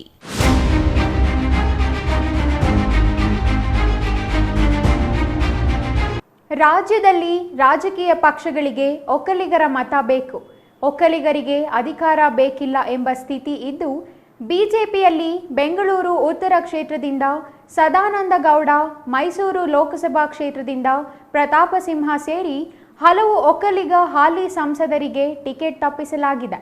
ಕರಾವಳಿಯಿಂದ ತಂದು ಬೆಂಗಳೂರು ಉತ್ತರಕ್ಕೆ ಅಭ್ಯರ್ಥಿ ಮಾಡಲಾಗಿದೆ. ಅದೇ ರೀತಿಯಲ್ಲಿ ಚಿಕ್ಕಬಳ್ಳಾಪುರ ಕ್ಷೇತ್ರದಲ್ಲಿಯೂ ಹೊರಗಿನವರನ್ನು ಅಭ್ಯರ್ಥಿ ಮಾಡುವ ಬಗ್ಗೆ ಮಾತುಗಳು ಕೇಳಿಬರುತ್ತಿದ್ದು, ಇಂತಹ ಪಕ್ಷಗಳಿಗೆ ಒಕ್ಕಲಿಗ ಸಮುದಾಯ ವಿರೋಧ ಮಾಡಲಿದೆ ಎಂದು ಒಕ್ಕಲಿಗರ ಸಂಘದ ನಿರ್ದೇಶಕ ಕೋನಪರೆಡ್ಡಿ ಎಚ್ಚರಿಕೆ ನೀಡಿದ್ದಾರೆ. ಚಿಕ್ಕಬಳ್ಳಾಪುರ ಪತ್ರಕರ್ತರ ಭವನದಲ್ಲಿ ಗುರುವಾರ ನಡೆದ ಸುದ್ದಿಗೋಷ್ಠಿಯಲ್ಲಿ ಮಾತನಾಡಿದ ಒಕ್ಕಲಿಗರ ಸಂಘದ ನಿರ್ದೇಶಕ ಕೋನಪರೆಡ್ಡಿ, ಚಿಕ್ಕಬಳ್ಳಾಪುರ ಲೋಕಸಭಾ ಕ್ಷೇತ್ರ ವ್ಯಾಪ್ತಿಯಲ್ಲಿ 7.45 ಲಕ್ಷಕ್ಕೂ ಹೆಚ್ಚು ಒಕ್ಕಲಿಗ ಮತದಾರರಿದ್ದಾರೆ. ಆದರೂ ರಾಜಕೀಯ ಪಕ್ಷಗಳು ಒಕ್ಕಲಿಗರನ್ನು ನಿರ್ಲಕ್ಷ್ಯ ಮಾಡುತ್ತಿದ್ದಾರೆ. ಇನ್ನು ಹೊರಗಿನವರನ್ನು ತಂದು ಈ ಕ್ಷೇತ್ರದ ಅಭ್ಯರ್ಥಿ ಮಾಡುವ ಹುನ್ನಾರವೂ ನಡೆಯುತ್ತಿದೆ. ಇದರಿಂದ ಒಕ್ಕಲಿಗರಿಗೆ ಅನ್ಯಾಯವಾಗುತ್ತಿದ್ದು, ಹೊರಗಿನವರು ಚಿಕ್ಕಬಳ್ಳಾಪುರದಲ್ಲಿ ಅಭ್ಯರ್ಥಿಯಾದರೆ ಒಕ್ಕಲಿಗ ಸಮುದಾಯ ಅಂತಹ ಪಕ್ಷಗಳನ್ನು ಬಹಿಷ್ಕರಿಸಲಿದೆ ಎಂದು ಹೇಳಿದರು. ಪ್ರಾಮಾಣಿಕರು, ಕ್ರಿಯಾಶೀಲ ವ್ಯಕ್ತಿಗಳು ಚಿಕ್ಕಬಳ್ಳಾಪುರ ಕ್ಷೇತ್ರದಲ್ಲಿಯೇ ಇದ್ದು ಅಂತಹವರಿಗೆ ಟಿಕೆಟ್ ನೀಡುವ ಬದಲು ಹೊರಗಿನಿಂದ ತಂದು ನಿಲ್ಲಿಸುವ ಪ್ರವೃತ್ತಿಯನ್ನು ರಾಜಕೀಯ ಪಕ್ಷಗಳು ಬೆಳೆಸಿಕೊಂಡಿವೆ. ಈ ಬಾರಿ ಪ್ರಾಮಾಣಿಕರಾದ ಸದಾನಂದ ಗೌಡ, ಪ್ರತಾಪ ಸಿಂಹ ಸೇರಿದಂತೆ ಹಲವರಿಗೆ ಟಿಕೆಟ್ ತಪ್ಪಿರುವುದು ದುರಂತ. ಇಂತಹ ಪಕ್ಷಗಳಿಗೆ ಪಾಠ ಕಲಿಸಲು ಒಕ್ಕಲಿಗ ಸಮುದಾಯ ನಿರ್ಧರಿಸಿದ್ದು, ಈ ಬಾರಿ ಉಭಯ ಪಕ್ಷಗಳಲ್ಲಿಯೂ ಹೊರಗಿನವರೇ ಅಭ್ಯರ್ಥಿಗಳಾಗಿದ್ದರೆ ಪಕ್ಷೇತರರಿಗೆ ಬೆಂಬಲಿಸುವುದಾಗಿ ಕೋನಪರೆಡ್ಡಿ ಹೇಳಿದರು. ಒಕ್ಕಲಿಗ ಸಮುದಾಯದ ನಾಯಕರ ಹೆಸರು ವಿಮಾನ ನಿಲ್ದಾಣಕ್ಕೆ ಇಟ್ಟು ಅವರ ಪ್ರತಿಮೆ ನಿಲ್ಲಿಸಿದರೆ ಸಾಲದು. ಆ ಸಮುದಾಯದವರಿಗೆ ರಾಜಕೀಯ ಪ್ರಾತಿನಿಧ್ಯವನ್ನು ನೀಡಬೇಕು.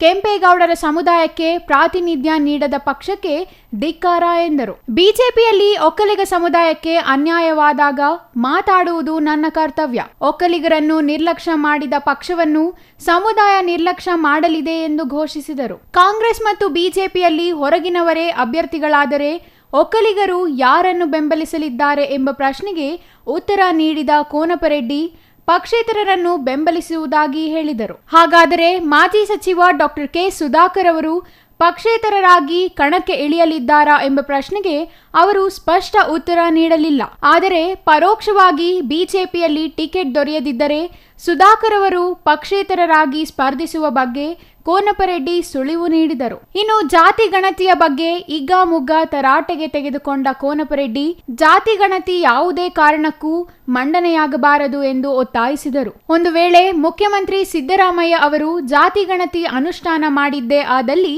ರಾಜ್ಯಾದ್ಯಂತ ಅದರ ವಿರುದ್ಧ ಒಕ್ಕಲಿಗರು ಪ್ರತಿಭಟನೆ ಮಾಡಲಿದ್ದಾರೆ ಎಂದು ಎಚ್ಚರಿಕೆ ನೀಡಿದರು. ಕ್ರಿಯಾಶೀಲ ವ್ಯಕ್ತಿಗಳಿಗೆ ರಾಜಕೀಯ ಪಕ್ಷಗಳಲ್ಲಿ ಟಿಕೆಟ್ಗಳು ಕೈತಪ್ಪಿ ತೊಂದರೆ ಆಗ್ತಾ ಇರೋ ಬಗ್ಗೆ ಈ ಒಂದು ಸುದ್ದಿಗೋಷ್ಠಿಯನ್ನು ಏರ್ಪಡಿಸಿದ್ದೇವೆ.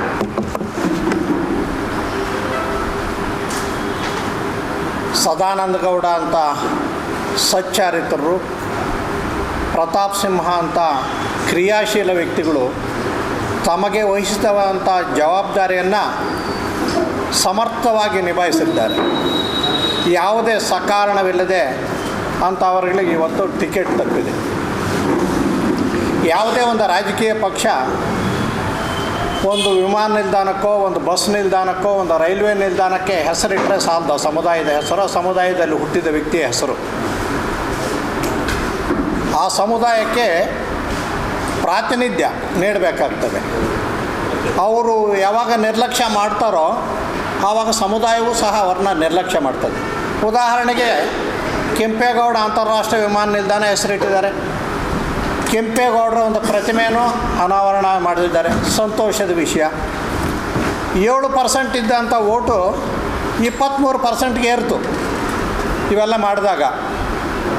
ಈಗ ಯಾವುದೇ ಕಾರಣವಿಲ್ಲದೆ ಇಂಥವ್ರನ್ನೆಲ್ಲ ತೆಗೆದು ಕೆಂಪೇಗೌಡರು ಹುಟ್ಟಿದ ನಾಡಿನಲ್ಲಿ ಈ ನಾಡಿನ ಜನರನ್ನು ಜನಪ್ರತಿನಿಧಿಗಳಾಗಿ ಆಯ್ಕೆ ಮಾಡಲು ಅವಕಾಶ ಮಾಡಿಕೊಡದೆ ಎಲ್ಲೆಲ್ಲಿಂದ ತಂದು ಇಲ್ಲಿ ತುಂಬ್ತೀವಿ.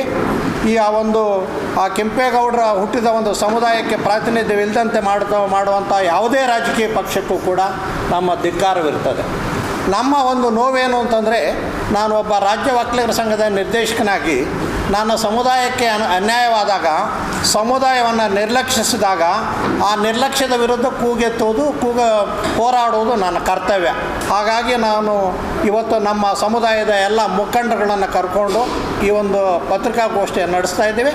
ಎಲ್ಲ ರಾಜಕೀಯ ಪಕ್ಷಗಳಲ್ಲೂ ವಿನಂತಿ, ನಮ್ಮ ಸಮುದಾಯವನ್ನು ನಿರ್ಲಕ್ಷಿಸದ ಯಾವುದೇ ಪಕ್ಷ ಇರಲಿ, ಆ ಪಕ್ಷವನ್ನು ಸಮುದಾಯ ನಿರ್ಲಕ್ಷಿಸದೆ ಅದರಲ್ಲಿ ಎರಡು ಮಾತಿಲ್ಲ ಅಂತ ನನ್ನ ಅಭಿಪ್ರಾಯ. Jangalahalli Ashwath, CTV news, Chikkaballapur. ನಾನು ಯಾವ ವ್ಯಕ್ತಿಯ ಅಂತ ಹೇಳ್ತಾ ಇದ್ದಾರಲ್ಲ, ಅದರಂತ ಸ್ಪರ್ಧಾತ್ಮಕ ಜಗತ್ತಿನಲ್ಲಿ ಭಾರತದ ಮಕ್ಕಳು ದೊಡ್ಡ ಮಟ್ಟದಲ್ಲಿ ಮುಂದುವರೆದ ರಾಷ್ಟ್ರದಲ್ಲಿ ಛಾಪು ಮೂಡಿಸಲು ಶ್ರಮಿಸುತ್ತಿದ್ದಾರೆ. ಆದರೆ ಜನಸಂಖ್ಯೆಗೆ ತಕ್ಕಂತೆ ನಾವು ಗುಣಮಟ್ಟದ ಶಿಕ್ಷಣ ಕೊಡುವಲ್ಲಿ ವಿಫಲವಾಗಿದ್ದೇವೆ ಎಂದು ಉನ್ನತ ಶಿಕ್ಷಣ ಸಚಿವ ಡಾಕ್ಟರ್ ಎಂಸಿ ಸುಧಾಕರ್ ಹೇಳಿದರು.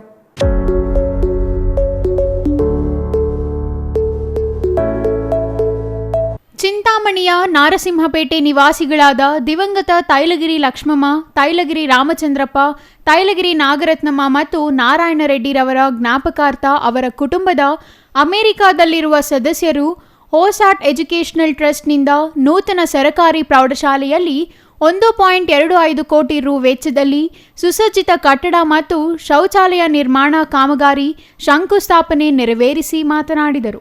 ಸರಕಾರಗಳು ಅಧಿಕಾರಕ್ಕೆ ಬಂದು ಹೋಗುತ್ತಿವೆ, ಆದರೆ ಶಿಕ್ಷಣಕ್ಕೆ ನೀಡುವ ಗುಣಮಟ್ಟದ ವೇಗ ಸಾಲದು. ವೇಗ ಹೆಚ್ಚಿಸುವ ನಿಟ್ಟಿನಲ್ಲಿ ನಾನು ಸರಕಾರಿ ಪ್ರೌಢಶಾಲೆಗಳಲ್ಲಿ ಹೊಸ ಪ್ರಯೋಗ ಮಾಡಲು ಜಿಲ್ಲೆಯಲ್ಲಿ ತಯಾರಿ ನಡೆಸಿದ್ದು, ಪ್ರಪ್ರಥಮವಾಗಿ ನಮ್ಮ ತಾಲೂಕಿನಲ್ಲಿ ತಾಲೂಕು ಪಂಚಾಯಿತಿ, ಜಿಲ್ಲಾ ಪಂಚಾಯಿತಿ ಅನುದಾನದಲ್ಲಿ 1.75 ಸಾವಿರ ರುಗಳ ವೆಚ್ಚದಲ್ಲಿ 19 ಪ್ರೌಢಶಾಲೆಗಳಿಗೆ 25 ಇಂಚಿನ ಸ್ಮಾರ್ಟ್ ಟಿವಿ ಮತ್ತು UPSಗಳನ್ನು ಒದಗಿಸಿ ಶಾಲೆಯಲ್ಲಿ ಇಂಟರ್ನೆಟ್ ಮೂಲಕ ಸ್ಪರ್ಧಾತ್ಮಕ ಯುಗಕ್ಕೆ ತಕ್ಕಂಥ ವಿಷಯಗಳನ್ನು ತಿಳಿಯಲು ಅನುಕೂಲವಾಗುತ್ತದೆ ಎಂಬ ನಿಟ್ಟಿನಲ್ಲಿ ಈ ಪ್ರಯೋಗ ಮಾಡಿದ್ದೇನೆ ಎಂದರು. ರೋಟರಿ ಕ್ಲಬ್ ಚಂದ್ರಪ್ರಕಾಶ್ ಎಂಬುವವರು ಇಂತಹ ಪ್ರಯೋಗಕ್ಕೆ ಸಹಕಾರ ನೀಡುವುದಾಗಿ ತಿಳಿಸಿದಾಗ, ನನ್ನ ತಾಲೂಕಿನಲ್ಲಿ ಪ್ರಾರಂಭ ಮಾಡಿದ್ದೇನೆ. ಜಿಲ್ಲೆಯಲ್ಲಿ ಮಾಡಲು ಕೋರಿದ್ದು ನೀಡುವುದಾಗಿ ಹೇಳಿದ ಮೇಲೆ ಈಗಾಗಲೇ 19 ಸ್ಮಾರ್ಟ್ ಟಿವಿಗಳನ್ನು ಅಳವಡಿಸಲು ಜಿಲ್ಲೆಯಲ್ಲಿ ಸ್ಥಳಗಳನ್ನು ಗುರುತಿಸುತ್ತಿದ್ದೇವೆ. ಖಾಸಗಿ ಸ್ವಯಂ ಸೇವಾ ಸಂಸ್ಥೆಯೊಂದರ ಮೂಲಕ ತಾಲೂಕಿನ ಸಿದ್ದೇಪಲ್ಲಿ ಆದರ್ಶ ಶಾಲೆಯಲ್ಲಿ ಸೋಲಾರ್ ಪ್ಯಾನೆಲ್ 14 ಕಂಪ್ಯೂಟರ್ಗಳನ್ನು ಅಳವಡಿಸಿದ್ದು ಗುಡಿಬಂಡೆಯಲ್ಲಿಯೂ ಮಾಡಿಸುತ್ತಿರುವುದಾಗಿ ಸಚಿವರು ಹೇಳಿದರು. ಶಿಕ್ಷಣ ಕ್ಷೇತ್ರ ಬಹಳ ದೊಡ್ಡ ಮಟ್ಟದಲ್ಲಿ ಇವತ್ತು ಬದಲಾವಣೆಯನ್ನು ನೋಡ್ತಾ ಇದ್ದೀವಿ. ಭಾಳಷ್ಟು ಇವತ್ತು ಸ್ಪರ್ಧಾತ್ಮಕ ಜಗತ್ತಿನಲ್ಲಿ ಭಾರತದ ನಮ್ಮ ದೇಶದ ಮಕ್ಕಳು ಇವತ್ತು ದೊಡ್ಡ ಮಟ್ಟದಲ್ಲಿ ಇವತ್ತು ಜಗತ್ತಿನ ಬೇರೆ ಬೇರೆ ಮುಂದುವರೆದ ರಾಷ್ಟ್ರಗಳಲ್ಲಿ ಕೂಡ ನಮ್ಮ ಛಾಪನ್ನು ಮೂಡಿಸ್ತಕ್ಕಂಥ ನಿಟ್ಟಿನಲ್ಲಿ ಇವತ್ತು ನಮ್ಮ ಮಕ್ಕಳು ತಮ್ಮ ಪ್ರತಿಭೆಯನ್ನು ವ್ಯಕ್ತಪಡಿಸ್ತಕ್ಕಂಥದ್ದನ್ನು ನಾವು ನೋಡಿದ್ದೀವಿ. ಆದರೆ ನಮ್ಮ ಜನಸಂಖ್ಯೆ ಏನಿದೆ 140 ಕೋಟಿಗಿಂತ ಹೆಚ್ಚು ಏನು ಇವತ್ತು ಜನಸಂಖ್ಯೆ ಇದೆ, ಈ ಜನಸಂಖ್ಯೆಯ ಗಾತ್ರವನ್ನು ನಾವು ನೋಡಿದಾಗ ಎಲ್ಲೋ ಒಂದು ಕಡೆ ನಾವು ನಿರೀಕ್ಷಿತ ಮಟ್ಟದಲ್ಲಿ ನಮ್ಮ ಮಕ್ಕಳಿಗೆ ಗುಣಮಟ್ಟದ ಶಿಕ್ಷಣ ಈಗಿನ ಕಾಲಕ್ಕೆ ಬದಲಾಗ್ತಾ ಇರ್ತಕ್ಕಂಥ ಒಂದು ವ್ಯವಸ್ಥೆಯಲ್ಲಿ ಇರ್ತಕ್ಕಂಥ ಶಿಕ್ಷಣವನ್ನು ಕೊಡಲಿಕ್ಕೆ ಎಲ್ಲೋ ವಿಫಲ ಆಗಿದ್ದೀವಿ ಅಂತಕ್ಕಂಥದ್ದು ನನ್ನ ಅನಿಸಿಕೆ. ಅದರಿಂದ ಸರ್ಕಾರಗಳು ಬರ್ತಾ ಇದ್ದಾವೆ, ಹೋಗ್ತಾ ಇದ್ದಾವೆ, ಪ್ರಯತ್ನ ಆಗ್ತಾ ಇದೆ, ಆದರೆ ಆ ವೇಗ ಸಾಲದು ಅಂತಕ್ಕಂಥದ್ದು ನನ್ನ ಅಭಿಪ್ರಾಯ. ಆ ವೇಗವನ್ನು ಹೆಚ್ಚಿಸುವಂಥ ನಿಟ್ಟಿನಲ್ಲಿ ಇವತ್ತು ನಾವು ಈ ಒಂದು ಹೈಸ್ಕೂಲಿಂದನೇ ಬಹುಶಃ ಸಾಧ್ಯ ಆದರೆ ಜುಲೈಯಿಂದ ಒಂದು ಹೊಸ ಪ್ರಯೋಗವನ್ನು ನಮ್ಮ ಜಿಲ್ಲೆಯಲ್ಲಿ ಮಾಡಬೇಕು ಅಂತಕ್ಕಂಥದ್ದು ನನ್ನ ಉದ್ದೇಶ. ಆ ಕಾರಣಕ್ಕಾಗಿ ಪ್ರಥಮ ತಯಾರಿಯನ್ನು ನಮ್ಮ ತಾಲೂಕಿನಲ್ಲೇ ಪ್ರಾರಂಭ ಮಾಡುವಂಥದ್ದಕ್ಕೆ ನಾವು ಕೈ ಹಾಕಿದ್ದೀವಿ. ಸ್ಮಾರ್ಟ್ ಟಿವಿಸ್ 75 ಇಂಚಿನ ಸ್ಮಾರ್ಟ್ ಟಿವಿಗಳನ್ನು ಸುಮಾರು 19 ಹೈಸ್ಕೂಲ್ಗೆ ಈಗಾಗಲೇ ನಾವು ಇನ್ನು ಬಹುಶಃ 2-3 ದಿವಸದಲ್ಲಿ ಈಗಾಗಲೇ ಇನ್ಸ್ಟಾಲ್ ಆಗಿದೆ. ತಾಲೂಕ್ ಪಂಚಾಯಿತಿ, ಜಿಲ್ಲಾ ಪಂಚಾಯಿತಿ ಅನುದಾನದಲ್ಲಿ ಕೊಟ್ಟು ಸುಮಾರು 1,75,000 ಒಂದು ಟಿವಿ ಮತ್ತು UPS. ಡಿಜಿಟಲ್ ಯುಗವಾಗಿದ್ದು ವಿದೇಶಗಳಲ್ಲಿ ಮಕ್ಕಳಿಗೆ ಹಲವು ಮಾಹಿತಿ ನೀಡುತ್ತಿದ್ದಾರೆ. ಅದನ್ನು ನಮ್ಮ ಮಕ್ಕಳಿಗೂ ನೀಡಬೇಕು ಎಂಬ ಆಸೆ ಇದ್ದು ಇಂತಹ ಪ್ರಯತ್ನದಿಂದ ವಿವಿಧ ಹುದ್ದೆಗಳನ್ನು ಅಲಂಕರಿಸುವ ಆಸೆ ಇರುವ ವಿದ್ಯಾರ್ಥಿಗಳಿಗೆ ಅನುಕೂಲವಾಗಲಿದೆ ಎಂದರು. ಇನ್ನು ಈ ಸಂದರ್ಭದಲ್ಲಿ ನಗರಸಭೆ ಮಾಜಿ ಸದಸ್ಯ ಬಾಬುರೆಡ್ಡಿ, ನಾಗೇಂದ್ರ, ವೀರಣ್ಣಗೌಡ, LV ಪ್ರಸಾದ್, ಗೌತಮ್, ಮದನ್, ಮಂಜುನಾಥ್ ಹಲವರು ಹಾಜರಿದ್ದರು. Pavan, CTV news, Chintamani.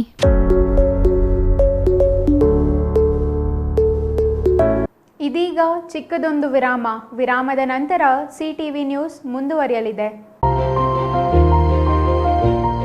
Jain mission hospital, Jain mission ಟ್ರಸ್ಟ್ನ ಲಾಭರಹಿತ ಉಪಕ್ರಮ, BB ರಸ್ತೆ, ಚಿಕ್ಕಬಳ್ಳಾಪುರ. ಇನ್ನು ಮುಂದೆ ಹೆಚ್ಚಿನ ಚಿಕಿತ್ಸೆಗಾಗಿ ಬೆಂಗಳೂರಿಗೆ ಹೋಗಬೇಕು ಎಂಬ ಚಿಂತೆ ಬೇಡ. ಚಿಕ್ಕಬಳ್ಳಾಪುರದ ಮೊಟ್ಟ ಮೊದಲ ಅತ್ಯಾಧುನಿಕ ತಂತ್ರಜ್ಞಾನ, ಗುಣಮಟ್ಟದ ವೈದ್ಯಕೀಯವನ್ನು ಒಳಗೊಂಡ ಏಕೈಕ ಆಸ್ಪತ್ರೆ ಜೈನ್ ಮಿಷನ್ ಹಾಸ್ಪಿಟಲ್. ದಿನದ 24 ಗಂಟೆಗಳು ನೆಬುಲೈಸೇಷನ್, ಹೆರಿಗೆ, ICU, ಟ್ರಾಮ್ ಸೆಂಟರ್, ಆಂಬ್ಯುಲೆನ್ಸ್ ಸೇವೆಗಳು ಲಭ್ಯವಿದೆ. ಜೈನ್ ಮಿಷನ್ ಆಸ್ಪತ್ರೆಯು 4 ಅಂತಸ್ತಿನ ಕಟ್ಟಡವನ್ನು ಒಳಗೊಂಡಿದ್ದು 100 ಹಾಸಿಗೆಗಳುಳ್ಳ ಸುಸಜ್ಜಿತವಾದ ಆಸ್ಪತ್ರೆಯಾಗಿದೆ. ಅಲ್ಲದೆ ಸುಧಾರಿತ ಲ್ಯಾಬ್ ಸೌಲಭ್ಯಗಳು, ಎಕ್ಸ್ರೇ, OT ಕಾಂಪ್ಲೆಕ್ಸ್, ಲ್ಯಾಬ್ ಸೇವೆಗಳು, ಒಳಗಿನ ರೋಗಿಗಳು, ಸಾಮಾನ್ಯ ಸೇವೆಗಳು ಲಭ್ಯವಿದೆ.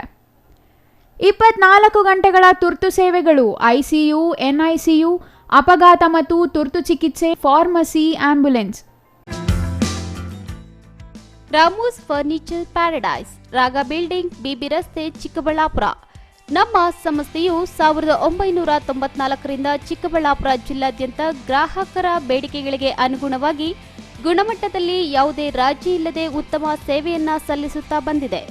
ನಮ್ಮಲ್ಲಿ ಆಕರ್ಷಕ ಕಲಾತ್ಮಕ ವಿನ್ಯಾಸಗಳುಳ್ಳ ವಿವಿಧ ಮಾದರಿಯ ಗೃಹಾಲಂಕಾರ teak wood furnitures, sofa set, dining tables, leather sofa set, office furnitures ಮತ್ತು ಬೆಡ್ರೂಮ್ ವಾರ್ಡ್ರೋಬ್ಸ್ ಅಂಡ್ ಕಾಟ್ಸ್ ಮತ್ತು ಇಟಾಲಿಯನ್ ಕಿಚನ್ ಮತ್ತು ನಿಮ್ಮ ಮನೆಯ ಎಲ್ಲಾ ಇಂಟೀರಿಯರ್ ಡಿಸೈನ್ ಅನ್ನ ನಿಮ್ಮ ಮನಸ್ಸಿಗೊಪ್ಪುವಂತೆ ಕೇವಲ 15 ದಿನಗಳಲ್ಲಿ ಮಾಡಿಕೊಡಲಾಗುತ್ತದೆ. ಜರ್ಮನ್ ಯಂತ್ರೋಪಕರಣಗಳಿಂದ ಕೂಡಿದ ಸ್ವಂತ ಫ್ಯಾಕ್ಟರಿಯನ್ನ ಹೊಂದಿದ್ದು ಎಲ್ಲಾ ರೀತಿಯ ಗ್ರಾಹಕರ ಕೈಗೆಟುಕುವ ಬೆಲೆಗಳಿಗೆ ತಕ್ಕಂತೆ ಫರ್ನಿಚರ್ಸ್ ಹಾಗೂ ಇಂಟೀರಿಯರ್ ಅನ್ನ ಮಾಡಿಕೊಡಲಾಗುತ್ತದೆ. ಇನ್ನೇಕೆ ತಡ, ಹಿಂದೆ ಭೇಟಿ ಕೊಡಿ. ರಾಮೂಸ್ ಫರ್ನಿಚರ್ಸ್ ಪ್ಯಾರಡೈಸ್, ರಾಗ ಬಿಲ್ಡಿಂಗ್, BB ರಸ್ತೆ, ಚಿಕ್ಕಬಳ್ಳಾಪುರ. ವಿರಾಮದ ನಂತರ ಮತ್ತೆ CTV ನ್ಯೂಸ್ಗೆ ಸ್ವಾಗತ. ರಾಜ್ಯದ ಮುಖ್ಯಮಂತ್ರಿ ಸಿದ್ದರಾಮಯ್ಯ ಮತ್ತು ಉಪಮುಖ್ಯಮಂತ್ರಿ DK ಶಿವಕುಮಾರ್ ತಮಿಳುನಾಡು ಮುಖ್ಯಮಂತ್ರಿ ಸ್ಟಾಲಿನ್ ಅವರೊಂದಿಗೆ ಶಾಮೀಲಾಗಿ ರಾಜ್ಯದ ಕಾವೇರಿ ನೀರು ತಮಿಳುನಾಡಿಗೆ ಹರಿಸಿದ್ದಾರೆ. ಇದರಿಂದ ಬೆಂಗಳೂರು ಸೇರಿದಂತೆ ರಾಜ್ಯದ ರೈತರು ನೀರಿಗಾಗಿ ಪರದಾಡುವಂತಾಗಿದೆ ಎಂದು ರೈತ ಸಂಘದ ರಾಜ್ಯಾಧ್ಯಕ್ಷ ಕೋಡಿಹಳ್ಳಿ ಚಂದ್ರಶೇಖರ್ ಆರೋಪಿಸಿದರು.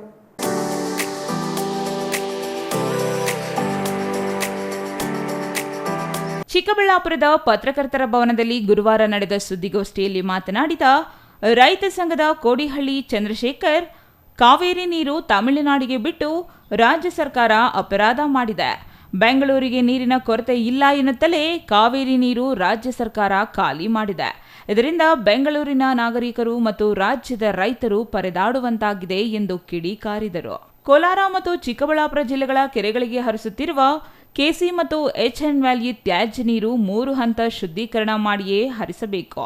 ಈ ಸಂಬಂಧ ಈಗಾಗಲೇ ಮುಖ್ಯಮಂತ್ರಿಗಳ ಬಳಿ ಮನವಿ ಮಾಡಿದ್ದು, ಇನ್ನು 1 ಬಾರಿ ಮುಖ್ಯಮಂತ್ರಿಗಳನ್ನು ಭೇಟಿ ಮಾಡಿ ಎಚ್ಎನ್ ವ್ಯಾಲಿ 3ನೇ ಹಂತದ ಶುದ್ಧೀಕರಣ ಮಾಡಬೇಕು ಮತ್ತು ಎತ್ತಿನ ಹೊಳೆ ಯೋಜನೆ ತ್ವರಿತಗತಿಯಲ್ಲಿ ಮುಗಿಸಿ ಬರಪೀಡಿತ ಚಿಕ್ಕಬಳ್ಳಾಪುರ ಮತ್ತು ಕೋಲಾರ ಜಿಲ್ಲೆಗಳಿಗೆ ನೀರು ನೀಡಬೇಕು ಎಂದು ಒತ್ತಾಯಿಸಲಾಗುವುದು ಎಂದು ಹೇಳಿದರು. ಜೊತೆಗೆ ಗೋದಾವರಿ ನದಿ ನೀರಿನಲ್ಲಿ 24 ಟಿಎಂಸಿ ನೀರು ಕರ್ನಾಟಕದ ಪಾಲು ಇದ್ದು ಅದನ್ನು ಆಂಧ್ರಪ್ರದೇಶಕ್ಕೆ ನೀಡಿ ಆಂಧ್ರದ ಕೃಷ್ಣಾ ನೀರು ಬರಪೀಡಿತ ಜಿಲ್ಲೆಗಳಿಗೆ ನೀಡುವ ಬಗ್ಗೆ ಚಿಂತಿಸುವಂತೆಯೂ ಮುಖ್ಯಮಂತ್ರಿಗಳ ಬಳಿ ಮನವಿ ಮಾಡಲಾಗುವುದು.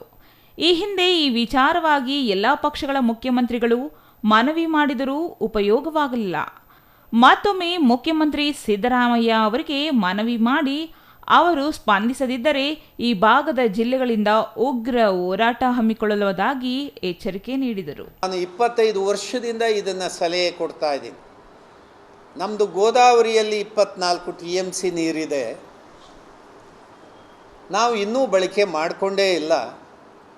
ಅದನ್ನು ಎಲ್ಲ ಇಲ್ಲಿ ಕೊಟ್ಬಿಡಿ, ಆಂಧ್ರ ಪ್ರದೇಶಕ್ಕೆ ಕೊಟ್ಬಿಡಿ. ಅದನ್ನು 1-2 TMC ಸಾಗಾಣಿಕೆ ನಷ್ಟವನ್ನು ಮೈನಸ್ ಮಾಡಿ ನಮಗೆ ಇಲ್ಲೊಂದು 20-22 TMC ನೀವು ಇಲ್ಲೆಲ್ಲರೂ ಕರ್ನಾಟಕದ ಬಾರ್ಡ್ರಲ್ಲಿ ಈ ಕಡೆಗೆ ಬಿಟ್ಬಿಡಿ. ಎಷ್ಟೋ 1000 ಕೋಟಿ ಖರ್ಚು ಮಾಡಿ ಆ ಕೆನಾಲ್ ಮಾಡಿ ನೀರು ತರೋ ಕೆಲಸ ತಪ್ಪುತ್ತೆ. ಅಲ್ಲಿ ನೀರು ಕೊಡಿ, ಇಲ್ಲಿ ನೀರು ತಗೊಳ್ಳಿ. ಇದನ್ನು ನಾನು ಹೇಳ್ತಾ ಇದ್ದೇನೆ. ಮುಖ್ಯಮಂತ್ರಿಗಳು ಕಳೆದ ಬಾರಿ ಇದ್ದಂಥ ಯಡಿಯೂರಪ್ಪ, ಬೊಮ್ಮಾಯಿ ಅವ್ರಿಗೂ ಹೇಳಿದ್ವಿ, ಈಗ ಪತ್ರ ಬರಿತೀವಿ, ಅಲ್ಲಿ ಮುಖ್ಯಮಂತ್ರಿ ಜೊತೆ ನಮ್ಮ ಅಧಿಕಾರಿ ಕಳಿಸ್ತೀವಿ, ಮಾತುಕತೆ ಮಾಡ್ತೀವಿ ಅಂದರು. ಅದು ಪ್ರೋಗ್ರೆಸಿವ್ ಆಗಿಲ್ಲ. ಮಾನ್ಯ ಸಿದ್ದರಾಮಯ್ಯನವ್ರಿಗೂ ಹೇಳ್ತೇವೆ, ಇದು ಭಾಳ ಸರಳವಾಗಿ ಒಂದು 22 TMC ನೀರು ಬರೋದಾದರೆ ಯಾಕೆ ಬಳಕೆ ಮಾಡ್ಕೊಂಡಿಲ್ಲ, ಜಲ್ದಿ ಮಾಡಿ ಅಂತ ಹೇಳ್ತಾ ಇದ್ದಾರೆ. ಬ್ಯಾಡಗಿ ಮೆಣಸಿನಕಾಯಿ ಮಾರುಕಟ್ಟೆಯಲ್ಲಿ ನಡೆದಿರುವ ಪ್ರತಿಭಟನೆ ವೇಳೆ ಹಿಂಸಾಚಾರ ನಡೆದಿದ್ದು, ಸ್ಥಳಕ್ಕೆ ಭೇಟಿ ನೀಡಿದ್ದ ಜಿಲ್ಲಾ ಉಸ್ತುವಾರಿ ಸಚಿವರೇ ಹೇಳಿದಂತೆ ರೈತರು ಈ ಕೃತ್ಯ ಎಸಗಿಲ್ಲ, ಬದಲಿಗೆ ಕಿಡಿಗೇಡಿಗಳು ಮಾಡಿದ್ದಾರೆ. ಆದರೆ ಕಿಡಿಗೇಡಿಗಳು ಕೃತ್ಯ ಎಸಗಿದರೆ 80 ಮಂದಿ ರೈತರನ್ನು ಯಾಕೆ ಸರ್ಕಾರ ಬಂಧಿಸಿದೆ ಎಂದು ಪ್ರಶ್ನಿಸಿದ ಅವರು, ಕೂಡಲೇ ಬಂಧಿಸಿರುವ ಎಲ್ಲ ರೈತರನ್ನು ಬಿಡುಗಡೆ ಮಾಡಬೇಕು ಎಂದು ಒತ್ತಾಯಿಸಿದರು. ಹೊರ ರಾಜ್ಯದಿಂದ ಮೆಣಸಿನಕಾಯಿ ಮಾರಾಟ ಮಾಡಲು ಬಂದಿದ್ದ ರೈತರನ್ನು ಪೊಲೀಸರು ಬಂಧಿಸಿದ್ದು, ಇದರಿಂದ ರೈತರು ತೀವ್ರ ಸಂಕಷ್ಟ ಎದುರಿಸುತ್ತಿದ್ದಾರೆ.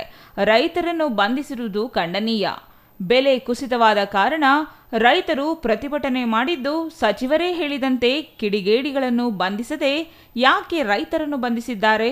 ಕೂಡಲೇ ರೈತರನ್ನು ಬಿಡುಗಡೆ ಮಾಡಿ 20,000ಕ್ಕೆ ಕಡಿಮೆಯಾಗದಂತೆ ಮೆಣಸಿನಕಾಯಿ ಬೆಲೆಗೆ ಬೆಂಬಲ ಬೆಲೆ ನೀಡಬೇಕು ಎಂದು ಅವರು ಒತ್ತಾಯಿಸಿದರು. ರೈತರದ್ದೇನು ತಪ್ಪಿಲ್ಲ ಅಂತ ನಿನ್ನೆ ಭೇಟಿ ನೀಡಿದ ಸಚಿವ ಶಿವಾನಂದ ಪಾಟೀಲ್ ಹೇಳ್ತಾರೆ.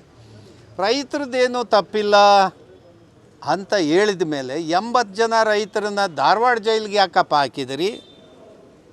80 ಜನ ರೈತರು ಧಾರವಾಡ ಜೈಲಿಗೆ ಹಾಕಿ ಅಲ್ಲಿ ಲೋಕಲ್ ಪೊಲೀಸ್ ಸ್ಟೇಷನ್ ತುಂಬ ನಿನ್ನೆ ಇವತ್ತು ಎಲ್ಲ ತುಂಬಿಕೊಂಡಿದ್ದೀರಲ್ಲ ರೈತರನ್ನ, ಯಾಕೆ?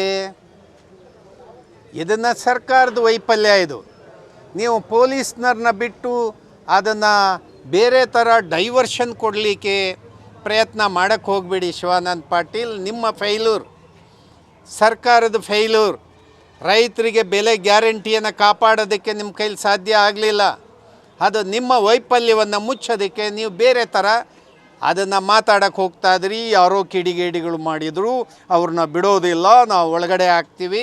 ಇದೆಲ್ಲದೂ ಕೂಡ ನಿಮ್ಮ ರಾಜಕೀಯ ತಂತ್ರ, ಲಾಭಕ್ಕೋಸ್ಕರ ಬಳಕೆ ಮಾಡಬೇಡಿ. ಬಂಧಿತ ರೈತರನ್ನ ಕೂಡಲೇ ಬಿಡುಗಡೆ ಮಾಡಿ.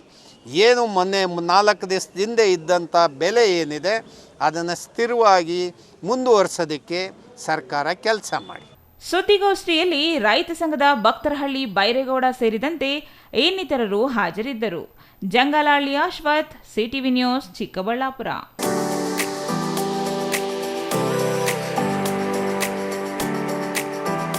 ಕನ್ನಡದಲ್ಲಿ ಕಡ್ಡಾಯವಾಗಿ 60% ನಾಮಫಲಕ ಇರಬೇಕೆಂದು ಸರ್ಕಾರ ಆದೇಶ ಹೊರಡಿಸಿದೆ.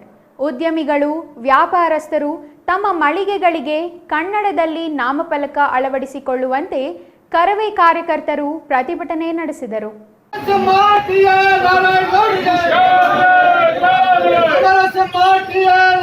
ಚಿಂತಾಮಣಿ ಪ್ರವಾಸಿ ಮಂದಿರದಿಂದ ಕರ್ನಾಟಕ ರಕ್ಷಣಾ ವೇದಿಕೆ ಜಿಲ್ಲಾಧ್ಯಕ್ಷ ಎಂಆರ್ ಲೋಕೇಶ್ ನೇತೃತ್ವದಲ್ಲಿ ಗುರುವಾರ ನೂರಾರು ಕಾರ್ಯಕರ್ತರು ನಗರದ ಪ್ರಮುಖ ರಸ್ತೆಗಳಲ್ಲಿ ಮೆರವಣಿಗೆ ತೆರಳಿ ಕರಪತ್ರ ಹಂಚಿ ಕನ್ನಡ ಪರ ಘೋಷಣೆ ಕೂಗಿ ತಾಲೂಕು ಕಚೇರಿಗೆ ಮುತ್ತಿಗೆ ಹಾಕಿದರು. ಈ ಸಂದರ್ಭದಲ್ಲಿ ಜಿಲ್ಲಾಧ್ಯಕ್ಷ ಎಂಆರ್ ಲೋಕೇಶ್ ಮಾತನಾಡಿ, ರಾಜ್ಯಾಧ್ಯಕ್ಷ ನಾರಾಯಣಗೌಡರ 10 ವರ್ಷಗಳ ಕನಸಿನ ಕೂಸು ಕರ್ನಾಟಕದಲ್ಲಿ ಕಡ್ಡಾಯವಾಗಿ ಕನ್ನಡ ನಾಮಫಲಕ ಅಳವಡಿಸಿಕೊಳ್ಳಬೇಕು. ನಿರಂತರ ಹೋರಾಟದ ಹಿನ್ನೆಲೆಯಲ್ಲಿ ಕಳೆದ ಡಿಸೆಂಬರ್ 27ರಂದು ಹೋರಾಟ ನಡೆಸಿ ಸಾವಿರಾರು ಪರಭಾಷೆ ನಾಮಫಲಕ ದರಗಿಳಿಸಿದ ರಾಜ್ಯಾಧ್ಯಕ್ಷ ಸೇರಿದಂತೆ ಕಾರ್ಯಕರ್ತರನ್ನು ಸರ್ಕಾರ ಜೈಲಿಗೆ ಹಾಕಿತ್ತು ಎಂದರು. ಇದರ ಪರಿಣಾಮವಾಗಿ ಎಚ್ಚೆತ್ತುಕೊಂಡ ಸರ್ಕಾರ ಕರ್ನಾಟಕದಲ್ಲಿ ಕನ್ನಡದ ನಾಮಫಲಕ 60% ಹಾಕಬೇಕು. ಸರ್ಕಾರದ ಆದೇಶ ಹೊರಡಿಸಿದೆ. ಅದರಂತೆ ಕನ್ನಡದಲ್ಲಿ ನಾಮಫಲಕ ಅಳವಡಿಸುವಂತೆ ಎಲ್ಲ ತಾಲೂಕು ಕೇಂದ್ರಗಳಲ್ಲಿ ಜಾಗೃತಿ ಕಾರ್ಯಕ್ರಮ ಹಮ್ಮಿಕೊಳ್ಳಲಾಗಿರುವುದಾಗಿ ತಿಳಿಸಿದರು. ಡಿ.ಎ. ನಾರಾಯಣಗೌಡರ 16 ವರ್ಷಗಳ ಕನಸಿನ ಕೂಸು ಕರ್ನಾಟಕದಲ್ಲಿ ಕಡ್ಡಾಯವಾಗಿ ಕನ್ನಡ ನಾಮಫಲಕವನ್ನು ಅಳವಡಿಸಬೇಕು ಅಂತ ಹೇಳಿ ಸುಮಾರು 10 ವರ್ಷಗಳಿಂದ ಹೋರಾಟಗಳನ್ನು ನಡೆಸ್ತಾ ಬಂದಂಥದ್ದು. ಈ ಒಂದು ಹೋರಾಟಕ್ಕೆ ತಾರ್ಕಿಕ ಅಂತ್ಯವನ್ನು ಕಾಣಲೇಬೇಕು ಅನ್ನೋಂಥ ಒಂದು ನಿರ್ಧಾರವನ್ನು ತಗೊಂಡು ಡಿಸೆಂಬರ್ 27ನೇ ತಾರೀಕು ರಾಜ್ಯದ ಎಲ್ಲ ಜಿಲ್ಲೆಗಳಿಂದ ಕರವೇ ಕಾರ್ಯಕರ್ತರನ್ನು ಬೆಂಗಳೂರಿಗೆ ಕರೆಸಿಕೊಂಡು ಬೆಂಗಳೂರಲ್ಲಿ ದೊಡ್ಡ ಮಟ್ಟದ ಹೋರಾಟವನ್ನು ಮಾಡಿದಂಥದ್ದು. ಆವತ್ತು ಪರಭಾಷೆ ನಾಮಫಲಕಗಳು ಸಾವಿರಾರು ಧರೆಗುರುಳಿದವು. ಅದರ ಪರಿಣಾಮವಾಗಿ ನೂರಾರು ಕರ್ನಾಟಕ ರಕ್ಷಣಾ ವೇದಿಕೆ ಕಾರ್ಯಕರ್ತರನ್ನ ಪೊಲೀಸ್ ಇಲಾಖೆಯವರು ಬಂಧಿಸಿ ಜೈಲಿಗೆ ಕಳಿಸಿದರು. ಸುಮಾರು 15 ದಿನಗಳ ಕಾಲ ರಾಜ್ಯಾಧ್ಯಕ್ಷರು ಮತ್ತೆ ಅವರ ಜೊತೆಯಲ್ಲಿ ಒಂದಷ್ಟು ಕಾರ್ಯಕರ್ತರು ಜೈಲಲ್ಲಿ ಉಳ್ಕೊಂಡ್ರು. ಸರಿಯಾದ ಊಟದ ವ್ಯವಸ್ಥೆಯೂ ಸಹ ಮಾಡಲಿಲ್ಲ ಅವರು. ಆದರೆ ನಾರಾಯಣಗೌಡರ ಆ ಒಂದು ಹೋರಾಟ ಕನ್ನಡಿಗ ಕರ್ನಾಟಕದ ಉಳಿವಿಗಾಗಿ ಅನ್ನೋದನ್ನ ಸರ್ಕಾರ ಮನಗಾಣಬೇಕಾಗಿತ್ತು. ಆದರೂ ಸಹ ಹೋರಾಟದ ತೀವ್ರತೆಯನ್ನು ಗಮನಿಸಿದ ರಾಜ್ಯ ಸರ್ಕಾರ ತಕ್ಷಣ ಒಂದು ಸುಗ್ರೀವಾಜ್ಞೆಯನ್ನು ಹೊರಡಿಸಿ ಕರ್ನಾಟಕದಲ್ಲಿ ಕನ್ನಡದ ನಾಮಫಲಕಗಳಂತೆ 60% ಕನ್ನಡವನ್ನು ಬಳಸಿ ನಾಮಫಲಕ ಹಾಕಬೇಕು ಅಂತ ಹೇಳಿ ಸುಗ್ರೀವಾಜ್ಞೆಯನ್ನು ಹೊರಡಿಸಿತು. ಸ್ಥಳಕ್ಕೆ ಆಗಮಿಸಿದ ತಹಸೀಲ್ದಾರ್ ಸುದರ್ಶನ್ ಯಾದವ್ ಅವರಿಗೆ ಮನವಿ ಸಲ್ಲಿಸಿದರು. ಇನ್ನು ಈ ಸಂದರ್ಭದಲ್ಲಿ ಚಿಂತಾಮಣಿ ತಾಲೂಕು ಅಧ್ಯಕ್ಷ ವಿಎಂ ನಾರಾಯಣಸ್ವಾಮಿ, ನಗರ ಘಟಕ ಅಧ್ಯಕ್ಷ ಶಬೀರ್, ಮದಿರೆಡ್ಡಿ, ಚೌಕಹಳ್ಳಿ ದೇವರಾಜ್, ಕೈವಾರ ಅಮರ್, ಜಿ ಶ್ರೀನಿವಾಸ್, ಆಟೋ ಚಾಲಕರ ಸಂಘದ ಅಧ್ಯಕ್ಷ ವೆಂಕಟೇಶ್, ಫಕ್ರುದ್ದೀನ್, ಸುರೇಶ್, ಮಂಜುನಾಥ್, ನಂದೀಶ್ ಮತ್ತಿತರರು ಹಾಜರಿದ್ದರು. GL Shankar, CTV news, Chintamani.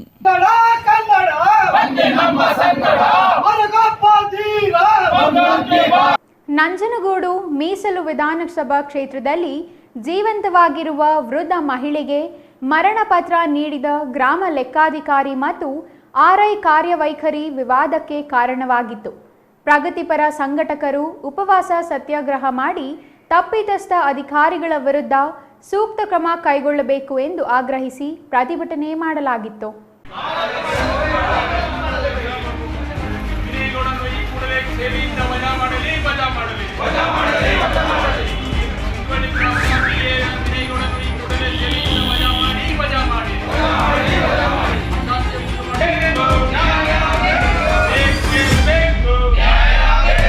ಈ ಪ್ರತಿಭಟನೆ ಘಟನೆ ಮಾಸುವ ಮುನ್ನವೇ ಈಗ ನಂಜನಗೂಡಿನ ಕಸಬಾ ಹೋಬಳಿಯ ರೆವೆನ್ಯೂ ಅಧಿಕಾರಿ ಕಚೇರಿಯಲ್ಲಿ ಮತ್ತೊಂದು ವಿವಾದ ಸೃಷ್ಟಿಯಾಗಿದೆ.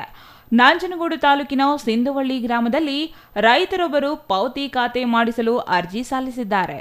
ಯಾವುದೇ ರೈತರಿಗೆ ಪಾವತಿ ಖಾತೆ ಮಾಡಲು ಪ್ರಮುಖವಾಗಿ ಗ್ರಾಮಕ್ಕೆ ತೆರಳಿ ಗ್ರಾಮ ಲೆಕ್ಕಾಧಿಕಾರಿ ಗ್ರಾಮಸ್ಥರಿಂದ ಮಹಜರು ನಡೆಸುವುದು ಕಂದಾಯ ಇಲಾಖೆ ನಿಯಮವಾಗಿದೆ. ಸಿಂಧವಳ್ಳಿ ಗ್ರಾಮಕ್ಕೆ ತೆರಳಿದ ಗ್ರಾಮ ಲೆಕ್ಕಾಧಿಕಾರಿ ವಿನಯ್ ಗೌಡ ಎಂಬುವವರು ಇಬ್ಬರು ಗ್ರಾಮದ ವ್ಯಕ್ತಿಗಳ ನಕಲು ಸಹಿ ಮಾಡಿ ಈಗ ವಿವಾದ ಸೃಷ್ಟಿಸಿಕೊಂಡಿರುವ ಘಟನೆ ನಂಜನಗೂಡಿನ ಕಸಬಾ ರೆವೆನ್ಯೂ ಕಚೇರಿಯಲ್ಲಿ ನಡೆದಿದೆ.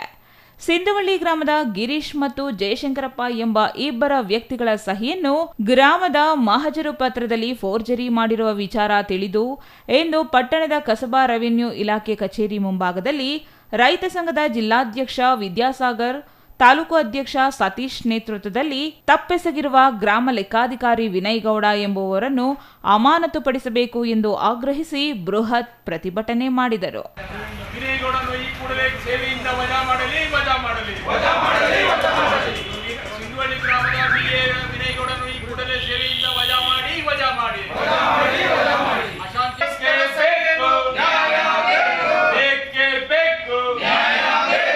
ಗ್ರಾಮಸ್ಥರ ವರದಿಯಲ್ಲಿ ಫೋರ್ಜರಿ ಸಹಿ ಮಾಡಿರೋ ವಿನಾಯಿಗಳಿಗೆ ಹೇಳಿದಿಕ್ಕಾರ.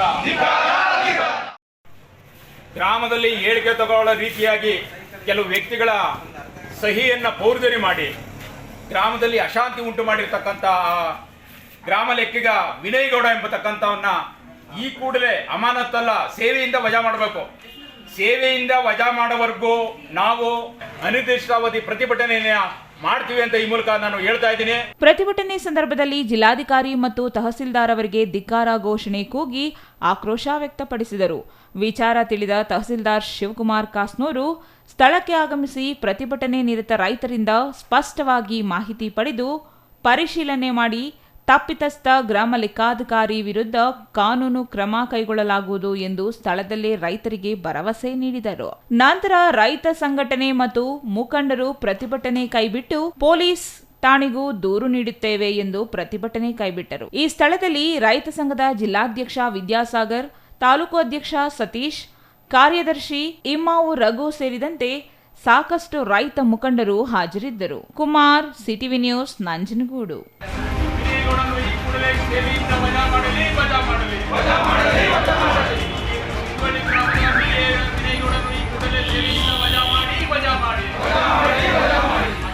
ಮಾರ್ಚ್ 25ರಿಂದ ಏಪ್ರಿಲ್ 6ರವರೆಗೆ ನಡೆಯಲಿರುವ ಎಸ್ಎಸ್ಎಲ್ಸಿ ಬೋರ್ಡ್ ಪರೀಕ್ಷೆ ನಡೆಯಲಿದೆ ಎಂದು ಪಾವಗಡ ಬಿಇಒ ಇಂದ್ರಾಣಮ್ಮ ಮಾಹಿತಿ ನೀಡಿದ್ದಾರೆ. ಪಾವಗಡ ಪಟ್ಟಣದ ಕ್ಷೇತ್ರ ಶಿಕ್ಷಣಾಧಿಕಾರಿ ಕಚೇರಿಯಲ್ಲಿ ಸುದ್ದಿಗಾರರೊಂದಿಗೆ ಮಾತನಾಡಿದ ಬಿಇಒ ಇಂದ್ರಾಣಮ್ಮ, ಪಾವಗಡ ತಾಲೂಕಿನಲ್ಲಿ ಪ್ರೌಢಶಾಲೆಗಳಲ್ಲಿ 78 ಇದ್ದು ಈ ಬಾರಿ 13 ಕೇಂದ್ರ ಗುರುತಿಸಲಾಗಿದೆ ಎಂದರು. ನಗರದಲ್ಲಿ 3 ಕೇಂದ್ರಗಳು ಮತ್ತು ಗ್ರಾಮೀಣ ಭಾಗದಲ್ಲಿ 10 ಪರೀಕ್ಷೆ ಕೇಂದ್ರಗಳಲ್ಲಿ ಒಟ್ಟು 3152 ವಿದ್ಯಾರ್ಥಿಗಳು ಪರೀಕ್ಷೆ ಬರೆಯಲಿದ್ದಾರೆ. ಈ ಬಾರಿ ಮಾರ್ಕ್ಸ್ ಕಾಪಿಗೆ ಅವಕಾಶ ಕೊಡುವುದಿಲ್ಲ ಎಂದು ತಿಳಿಸಿದರು. ಮುಂಜಾಗ್ರತೆ ಕ್ರಮವಾಗಿ ಇಲಾಖೆಯ ಮಾರ್ಗದರ್ಶನದಂತೆ ಪ್ರತಿ ಪರೀಕ್ಷೆ ಕೇಂದ್ರದಲ್ಲಿ 2 ಸಿಸಿಟಿವಿ ಅಳವಡಿಸಲಾಗುತ್ತದೆ. ಅಧೀಕ್ಷಕರಾಗಿ ಪ್ರೌಢಶಾಲಾ ಮುಖ್ಯ ಶಿಕ್ಷಕರನ್ನು ನೇಮಕ ಮಾಡಲಾಗಿದೆ. ಶಾಲೆಗಳಲ್ಲಿ ಶಿಕ್ಷಕರ ಸ್ವಂತ ಮಕ್ಕಳು 10ನೇ ತರಗತಿ ಪರೀಕ್ಷೆ ಬರೆಯುತ್ತಿದ್ದರೆ ಅಂತಹ ಶಿಕ್ಷಕರನ್ನು ಪರೀಕ್ಷೆ ಮೇಲ್ವಿಚಾರಕರಾಗಿ ನೇಮಕ ಮಾಡುವಂತಿಲ್ಲ. ಕೊಠಡಿಯ ಮೇಲ್ವಿಚಾರಕರಾಗಿ ಪ್ರಾಥಮಿಕ ಶಾಲಾ ಹಾಗೂ ಪದವೀಧರ ಸಹ ಶಿಕ್ಷಕರನ್ನು ನೇಮಿಸಲಾಗಿದೆ. ಪ್ರತಿ ಪರೀಕ್ಷೆ ಕೇಂದ್ರಕ್ಕೆ ಯಾವುದೇ ಅಹಿತಕರ ಘಟನೆ ನಡೆಯದಂತೆ 2 ಪೊಲೀಸ್ ಸಿಬ್ಬಂದಿಯನ್ನು ನಿಯೋಜಿಸಲಾಗುತ್ತದೆ ಎಂದು ಕ್ಷೇತ್ರ ಶಿಕ್ಷಣಾಧಿಕಾರಿ ಇಂದ್ರಾಣಮ್ಮ ತಿಳಿಸಿದರು. 23-24ನೇ ಸಾಲಿನಲ್ಲಿ ನಡೆಯುವಂಥ ಪರೀಕ್ಷೆ ಮಾರ್ಚ್ 24-25ರಿಂದ SSLC ಪರೀಕ್ಷೆ ಪ್ರಾರಂಭ ಆಗುತ್ತೆ. ಇದರಲ್ಲಿ ನಮ್ಮಲ್ಲಿ ಒಟ್ಟು ಕೇಂದ್ರಗಳು 13 ಕೇಂದ್ರಗಳನ್ನು ಮಾಡ್ಕೊಂಡಿದ್ವಿ.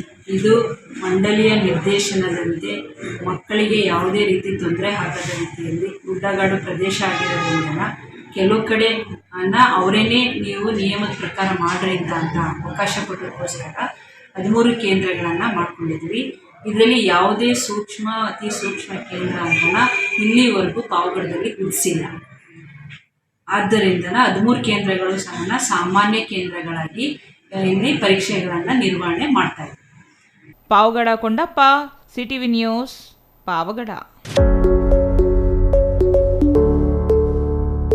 ಗುಜರಿ ಸಗಟು ಮಳಿಗೆಗೆ ಆಕಸ್ಮಿಕ ಬೆಂಕಿ ಬಿದ್ದು ಲಕ್ಷಾಂತರ ರು ಮೌಲ್ಯದ ವಸ್ತುಗಳ ಜತೆಗೆ 2 ವಿದ್ಯುತ್ ಟ್ರಾನ್ಸ್ಫಾರ್ಮರ್ಗಳು ಸುಟ್ಟು ಭಸ್ಮವಾಗಿರುವ ಘಟನೆ ಬಾಗೇಪಲ್ಲಿ ತಾಲೂಕಿನ ಕೊಂಡವಾರಿಪಲ್ಲಿಯಲ್ಲಿ ನಡೆದಿದೆ. ಕೊಂಡವಾರಿಂಪಲ್ಲಿ ಗ್ರಾಮದ ಶನಿ ಮಹಾತ್ಮ ದೇವಾಲಯದ ವೃತ್ತದಲ್ಲಿ ಬಾಗೇಪಲ್ಲಿ ಪಟ್ಟಣದ ಮಹಮ್ಮದ್ ಯೂನಿಸ್ ಖಾಲಿ ನಿವೇಶನ ಬಾಡಿಗೆಗೆ ಪಡೆದು ಗುಜರಿ ವ್ಯಾಪಾರ ಮಾಡುತ್ತಿದ್ದ. ಬುಧವಾರ ಮಧ್ಯಾಹ್ನ ಬೆಂಕಿ ಒತ್ತಿ ಉರಿದಿದೆ. ಬೆಂಕಿಯ ಜ್ವಾಲೆ ವಿದ್ಯುತ್ ಟಿಸಿಗಳ ಕೆಳಗೆ ಇದ್ದ ಪ್ಲಾಸ್ಟಿಕ್ ಚೀಲಕ್ಕೆ ಹೊತ್ತಿಕೊಂಡು ಉರಿಯಲು ಪ್ರಾರಂಭಿಸಿದಾಗ ಸುತ್ತಮುತ್ತಲೂ ದಟ್ಟ ಹೊಗೆ ಕಾಣಿಸಿಕೊಂಡು ವಾಹನ ಸಂಚಾರಕ್ಕೆ ಅಡಚಣೆಯಾಯಿತು. ಕಾನೂನು ಉಲ್ಲಂಘನೆ ಮಾಡಿ ಟ್ರಾನ್ಸ್ಫಾರ್ಮ್ ಕೆಳಗೆ ಪ್ಲಾಸ್ಟಿಕ್ ಗುಜರಿ ವಸ್ತುಗಳ ರಾಶಿ ತುಂಬಿದ ಕಾರಣ 2 ಟಿಸಿಗಳು ಸುಟ್ಟು ಭಸ್ಮವಾಗಿವೆ. ಸರ್ಕಾರಿ ಮಾನದಂಡ ಪ್ರಕಾರ ಯಾವುದೇ ಅಪಾಯಕಾರಿ ವಸ್ತುಗಳನ್ನು ಟಿಸಿಯ ಕೆಳಗೆ ಇಟ್ಟು ಮಾರಾಟ ಮಾಡಬಾರದು ಎಂಬ ನಿಯಮವಿದೆ. ಆದರೆ ಟಿಸಿಗಳ ಕೆಳಗೆ ಪ್ಲಾಸ್ಟಿಕ್ ಬಕೆಟ್, ಬೇಂದಿಗೆ, ಕೊಳವೆ ಮತ್ತಿತರ ತ್ಯಾಜ್ಯಗಳನ್ನು ತುಂಬಿದ್ದು ಎನ್ನಲಾಗಿದೆ. ಗುಜರಿ ಮಳಿಗೆಯಲ್ಲಿ ಬೆಂಕಿ ಬಿದ್ದು ಹೊತ್ತಿ ಉರಿಯುತ್ತಿದ್ದರೂ ಅಗ್ನಿಶಾಮಕ ದಳದ ತಂಡ ತಡವಾಗಿ ಬಂದು ನಂದಿಸಲು ಪ್ರಯತ್ನಿಸಿತು.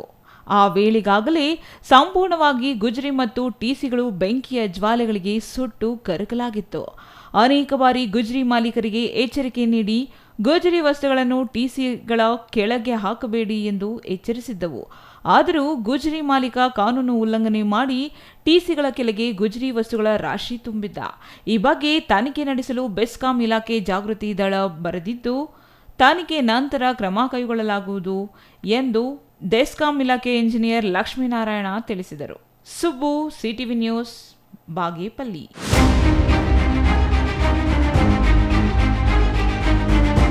ಇದೀಗ ಚಿಕ್ಕದೊಂದು ವಿರಾಮ. ವಿರಾಮದ ನಂತರ ಸಿಟಿವಿ ನ್ಯೂಸ್ ಮುಂದುವರಿಯಲಿದೆ. Shri Manjunatha hardware and innovations 22 ವರ್ಷಗಳಿಂದ ಮಾರುಕಟ್ಟೆಯಲ್ಲಿ ಸುದೀರ್ಘ ಪಯಣ ಮತ್ತು ಗ್ರಾಹಕ ಹಾಗೂ ಎಂಜಿನಿಯರಿಂಗ್ಗಳ ನಂಬಿಕೆಯ ಆಯ್ಕೆ. ಅತ್ಯುತ್ತಮ ಗುಣಮಟ್ಟ, ಪ್ರಾಮಾಣಿಕ ಬೆಲೆ. Engineer choices, architect choices, corporates, house owners, carpenter choices, hardware dealers ಹಾಗೂ ಇನ್ನಿತರರಿಗೆ ಹೋಲ್ಸೇಲ್ ದರದಲ್ಲಿ ಸಿಗುವ ಸ್ಥಳವೇ ಶ್ರೀ ಮಂಜುನಾಥ ಹಾರ್ಡ್ವೇರ್ ಮತ್ತು ಇನ್ನೋವೇಷನ್ಸ್. ವಿವಿಧ ರೀತಿಯ ವಿನ್ಯಾಸಗಳುಳ್ಳ ಡೆಕೋರೇಟಿವ್, ಪ್ರೊಟೆಕ್ಟಿವ್, ಫಂಕ್ಷನಲ್ ಹಾಗೂ ಉತ್ತಮ ದರದಲ್ಲಿ ಗುಣಮಟ್ಟದ ಹಾರ್ಡ್ವೇರ್ ವಸ್ತುಗಳು ನಮ್ಮಲ್ಲಿ ದೊರಕುತ್ತದೆ. ವಿಳಾಸ: ರಿಲಯನ್ಸ್ ಪೆಟ್ರೋಲ್ ಬಂಕ್ ಹತ್ತಿರ, ಬಿಬಿ ರಸ್ತೆ, ಚಿಕ್ಕಬಳ್ಳಾಪುರ. ಮೊಬೈಲ್ ಸಂಖ್ಯೆ 9739393927, ಮತ್ತೊಂದು ಸಂಖ್ಯೆ 9008680303.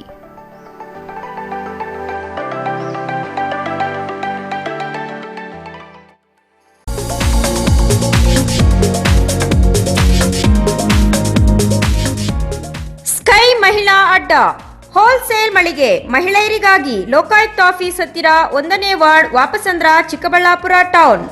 ಮೊಬೈಲ್ ಸಂಖ್ಯೆ 9916533636. 15 ವರ್ಷ ಮೇಲ್ಪಟ್ಟ ಮಹಿಳೆಯರಿಗೆ ಬೇಕಾದ ಎಲ್ಲಾ ತರಹದ ಬಟ್ಟೆಗಳು ಒಂದೇ ಮಳಿಗೆಯಲ್ಲಿ ಲಭ್ಯ. ನಮ್ಮಲ್ಲಿ ಎಲ್ಲಾ ತರಹದ ಕಾಟನ್, ರೇಷ್ಮೆ, Banaras, linen, crepe silk, Vishal, Subhash, soft sarees, ಕೈಮಗ್ಗದ ಸೀರೆಗಳು, ಮುಲ್ಮುಲ್ ಕಾಟನ್ ಸೀರೆಗಳು ದೊರೆಯುತ್ತವೆ. ಸೀರೆಗಳು ಬೆಲೆ 150 ರುಗಳಿಂದ ಪ್ರಾರಂಭ. Crop top, lehenga, gown, ready dress, tops, leggings, dress material, jeans tops ದೊರೆಯುತ್ತದೆ. ಟಾಪ್ಸ್ 100 ರುಗಳಿಂದ, ಲೆಗಿನ್ 150 ರುಗಳಿಂದ ಪ್ರಾರಂಭ.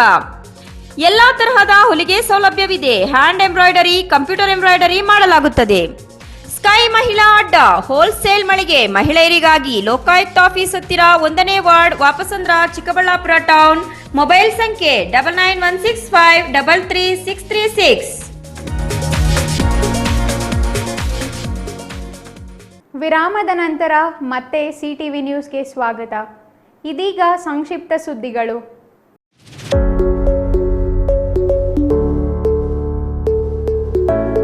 ಹಾಲು ಉತ್ಪಾದಕ ರೈತನನ್ನು ಹೆಚ್ಚಿಸುವುದು ಮುಂದಿನ ಗುರಿಯಾಗಿದೆ. ಸಂಘದ ಅಭಿವೃದ್ಧಿಗೆ ಹಲವು ವಿಶೇಷ ಯೋಜನೆ ರೂಪಿಸುವ ಮೂಲಕ ಶ್ರಮಿಸಲಾಗುವುದು ಎಂದು ರಾಜಘಟ್ಟ ಹಾಲು ಉತ್ಪಾದಕರ ಸಹಕಾರ ಸಂಘದ ನೂತನ ಅಧ್ಯಕ್ಷ ಬಿಎಸ್ ಸುರೇಶ್ ತಿಳಿಸಿದರು.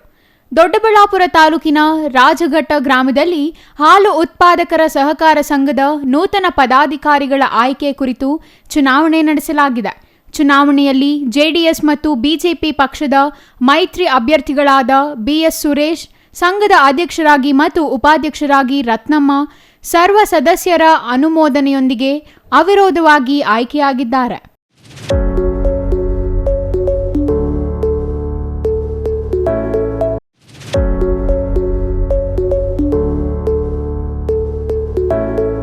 ಮಹಿಳಾ ಸಾಂತ್ವನ ಕೇಂದ್ರದಲ್ಲಿ ಸುಮಾರು 29 ವರ್ಷಗಳ ಕಾಲ ಸೇವೆ ಸಲ್ಲಿಸಿದ ದೊಡ್ಡ ಶಿವಾರ ಗ್ರಾಮದ ಎಸ್ಆರ್ ಲಕ್ಷ್ಮಮ್ಮ ಅವರಿಗೆ ರಾಜ್ಯ ಸರ್ಕಾರ ಕಿತ್ತೂರು ರಾಣಿ ಚೆನ್ನಮ್ಮ ಪುರಸ್ಕಾರ ನೀಡಿ ಗೌರವಿಸಿದೆ.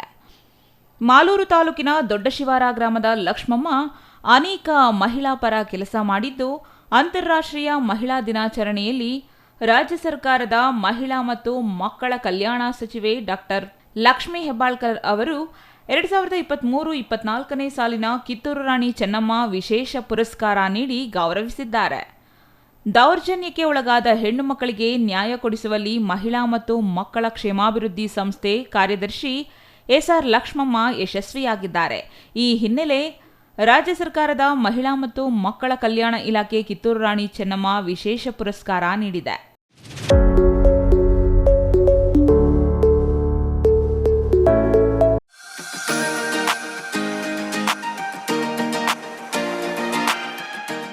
ಶಿಡ್ಲಘಟ್ಟ ಸ್ತ್ರೀ ಶಕ್ತಿ ಭವನದಲ್ಲಿ ಗುರುವಾರ ತಾಲೂಕು ಕಾನೂನು ಸೇವಾ ಸಮಿತಿ ಮತ್ತು ಮಹಿಳಾ ಮತ್ತು ಮಕ್ಕಳ ಕಲ್ಯಾಣ ಅಭಿವೃದ್ಧಿ ಇಲಾಖೆ ಸಂಯುಕ್ತ ಆಶ್ರಯದಲ್ಲಿ ರಾಷ್ಟ್ರೀಯ ಮಹಿಳಾ ದಿನಾಚರಣೆ ಪ್ರಯುಕ್ತ ನಡೆದ ಕಾನೂನು ಅರಿವು ನೆರವು ಕಾರ್ಯಕ್ರಮದಲ್ಲಿ ಅವರು ಮಾತನಾಡಿದರು. ಮಕ್ಕಳು ಮತ್ತು ಮಹಿಳೆಯರ ಮೇಲೆ ದೌರ್ಜನ್ಯ ನಡೆದರೆ ಧೈರ್ಯವಾಗಿ ಮುಂದೆ ಬಂದು ಕಾನೂನಿನ ನೆರವು ಪಡೆಯಬೇಕು.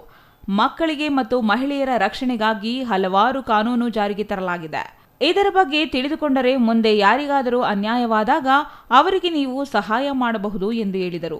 ಶಿಡ್ಲಘಟ್ಟ ತಾಲೂಕು ವಕೀಲ ಸಂಘದ ಅಧ್ಯಕ್ಷ ಎ ನಾರಾಯಣಸ್ವಾಮಿ ಮಾತನಾಡಿ, ಬಾಲ್ಯ ವಿವಾಹ, ಮಕ್ಕಳ ಕಳ್ಳಸಾಗಾಣಿಕೆ, ಹೆಣ್ಣು ಮಕ್ಕಳ ಶೋಷಣೆ, ದೌರ್ಜನ್ಯ ನಡೆಸುವವರಿಗೆ ಕಾನೂನಿನಡಿ ಶಿಕ್ಷೆ ಇದೆ. ಇಂತಹ ಪ್ರಕರಣಗಳನ್ನು ಸಮಾಜದಲ್ಲಿ ತಡೆಹಿಡಿಯಬೇಕು ಎಂದರು. ಅತ್ಯುತ್ತಮ ಸೇವೆ ಸಲ್ಲಿಸಿರುವ ಅಂಗನವಾಡಿ ಕಾರ್ಯಕರ್ತೆಯರನ್ನು ಗೌರವಿಸಲಾಯಿತು. ಗರ್ಭಿಣಿಯರಿಗೆ ಸೀಮಂತ ಕಾರ್ಯ ನೆರವೇರಿಸಲಾಯಿತು. ಪ್ರಧಾನ ಸಿವಿಲ್ ನ್ಯಾಯಾಧೀಶೆ ಪೂಜಾ ಜೆ, ವಕೀಲ ಸಂಘದ ಕಾರ್ಯದರ್ಶಿ ಸಿಜಿ ಭಾಸ್ಕರ್, ವಕೀಲ ಎಂಬಿ ಲೋಕೇಶ್, ಮಹಿಳಾ ಮತ್ತು ಮಕ್ಕಳ ಕಲ್ಯಾಣ ಅಭಿವೃದ್ಧಿ ಅಧಿಕಾರಿ ನೌತಾಸ್, ಸಹಾಯಕ ಅಧಿಕಾರಿ ಲಕ್ಷ್ಮೀದೇವಮ್ಮ, ಮೇಲ್ವಿಚಾರಕಿ ಆರ್ ಶಶಿಕಲಾ, ಪೋಷಣಾ ಅಭಿಯಾನ ಸಂಯೋಜಕ ಶಿವಪ್ರಸಾದ್ ಮತ್ತಿತರರು ಹಾಜರಿದ್ದರು. ಛಾಯಾ ರಮೇಶ್, ಸಿಟಿವಿ ನ್ಯೂಸ್, ಶಿಡ್ಲಘಟ್ಟ.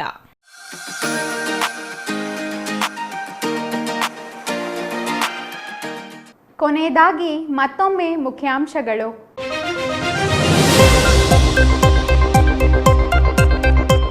ರಾಜ್ಯದ ಅಭ್ಯರ್ಥಿಗಳು ಘೋಷಣೆಯಾದರೂ ಚಿಕ್ಕಬಳ್ಳಾಪುರಕ್ಕಿಲ್ಲ ಅಭ್ಯರ್ಥಿ. ಕಾಂಗ್ರೆಸ್ ಬಿಜೆಪಿ ಅಭ್ಯರ್ಥಿಗಳ ಪ್ರಕಟಣೆ ವಿಳಂಬ.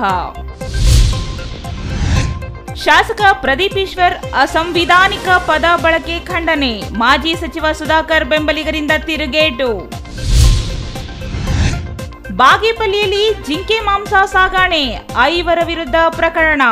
ಆರೋಪಿಗಳು ಅರಣ್ಯ ಇಲಾಖೆ ಅಧಿಕಾರಿಗಳ ವಶಕ್ಕೆ. ರಾಜಕೀಯ ಪಕ್ಷಗಳಿಂದ ಒಕ್ಕಲಿಗ ಸಮುದಾಯಕ್ಕೆ ಅನ್ಯಾಯ. ಚಿಕ್ಕಬಳ್ಳಾಪುರದಲ್ಲಿ ಸ್ಥಳೀಯ ಒಕ್ಕಲಿಗ ಅಭ್ಯರ್ಥಿ ಮಾಡದಿದ್ದರೆ ಬಹಿಷ್ಕರಿಸುವ ಎಚ್ಚರಿಕೆ. ಇದಿಷ್ಟು ಈ ಹೊತ್ತಿನ ಸುದ್ದಿ. ನೋಡ್ತಾ ಇರಿ ಸಿಟಿವಿ ನ್ಯೂಸ್, ಇದು ನಿಮ್ಮ ಜೊತೆಗಾರ.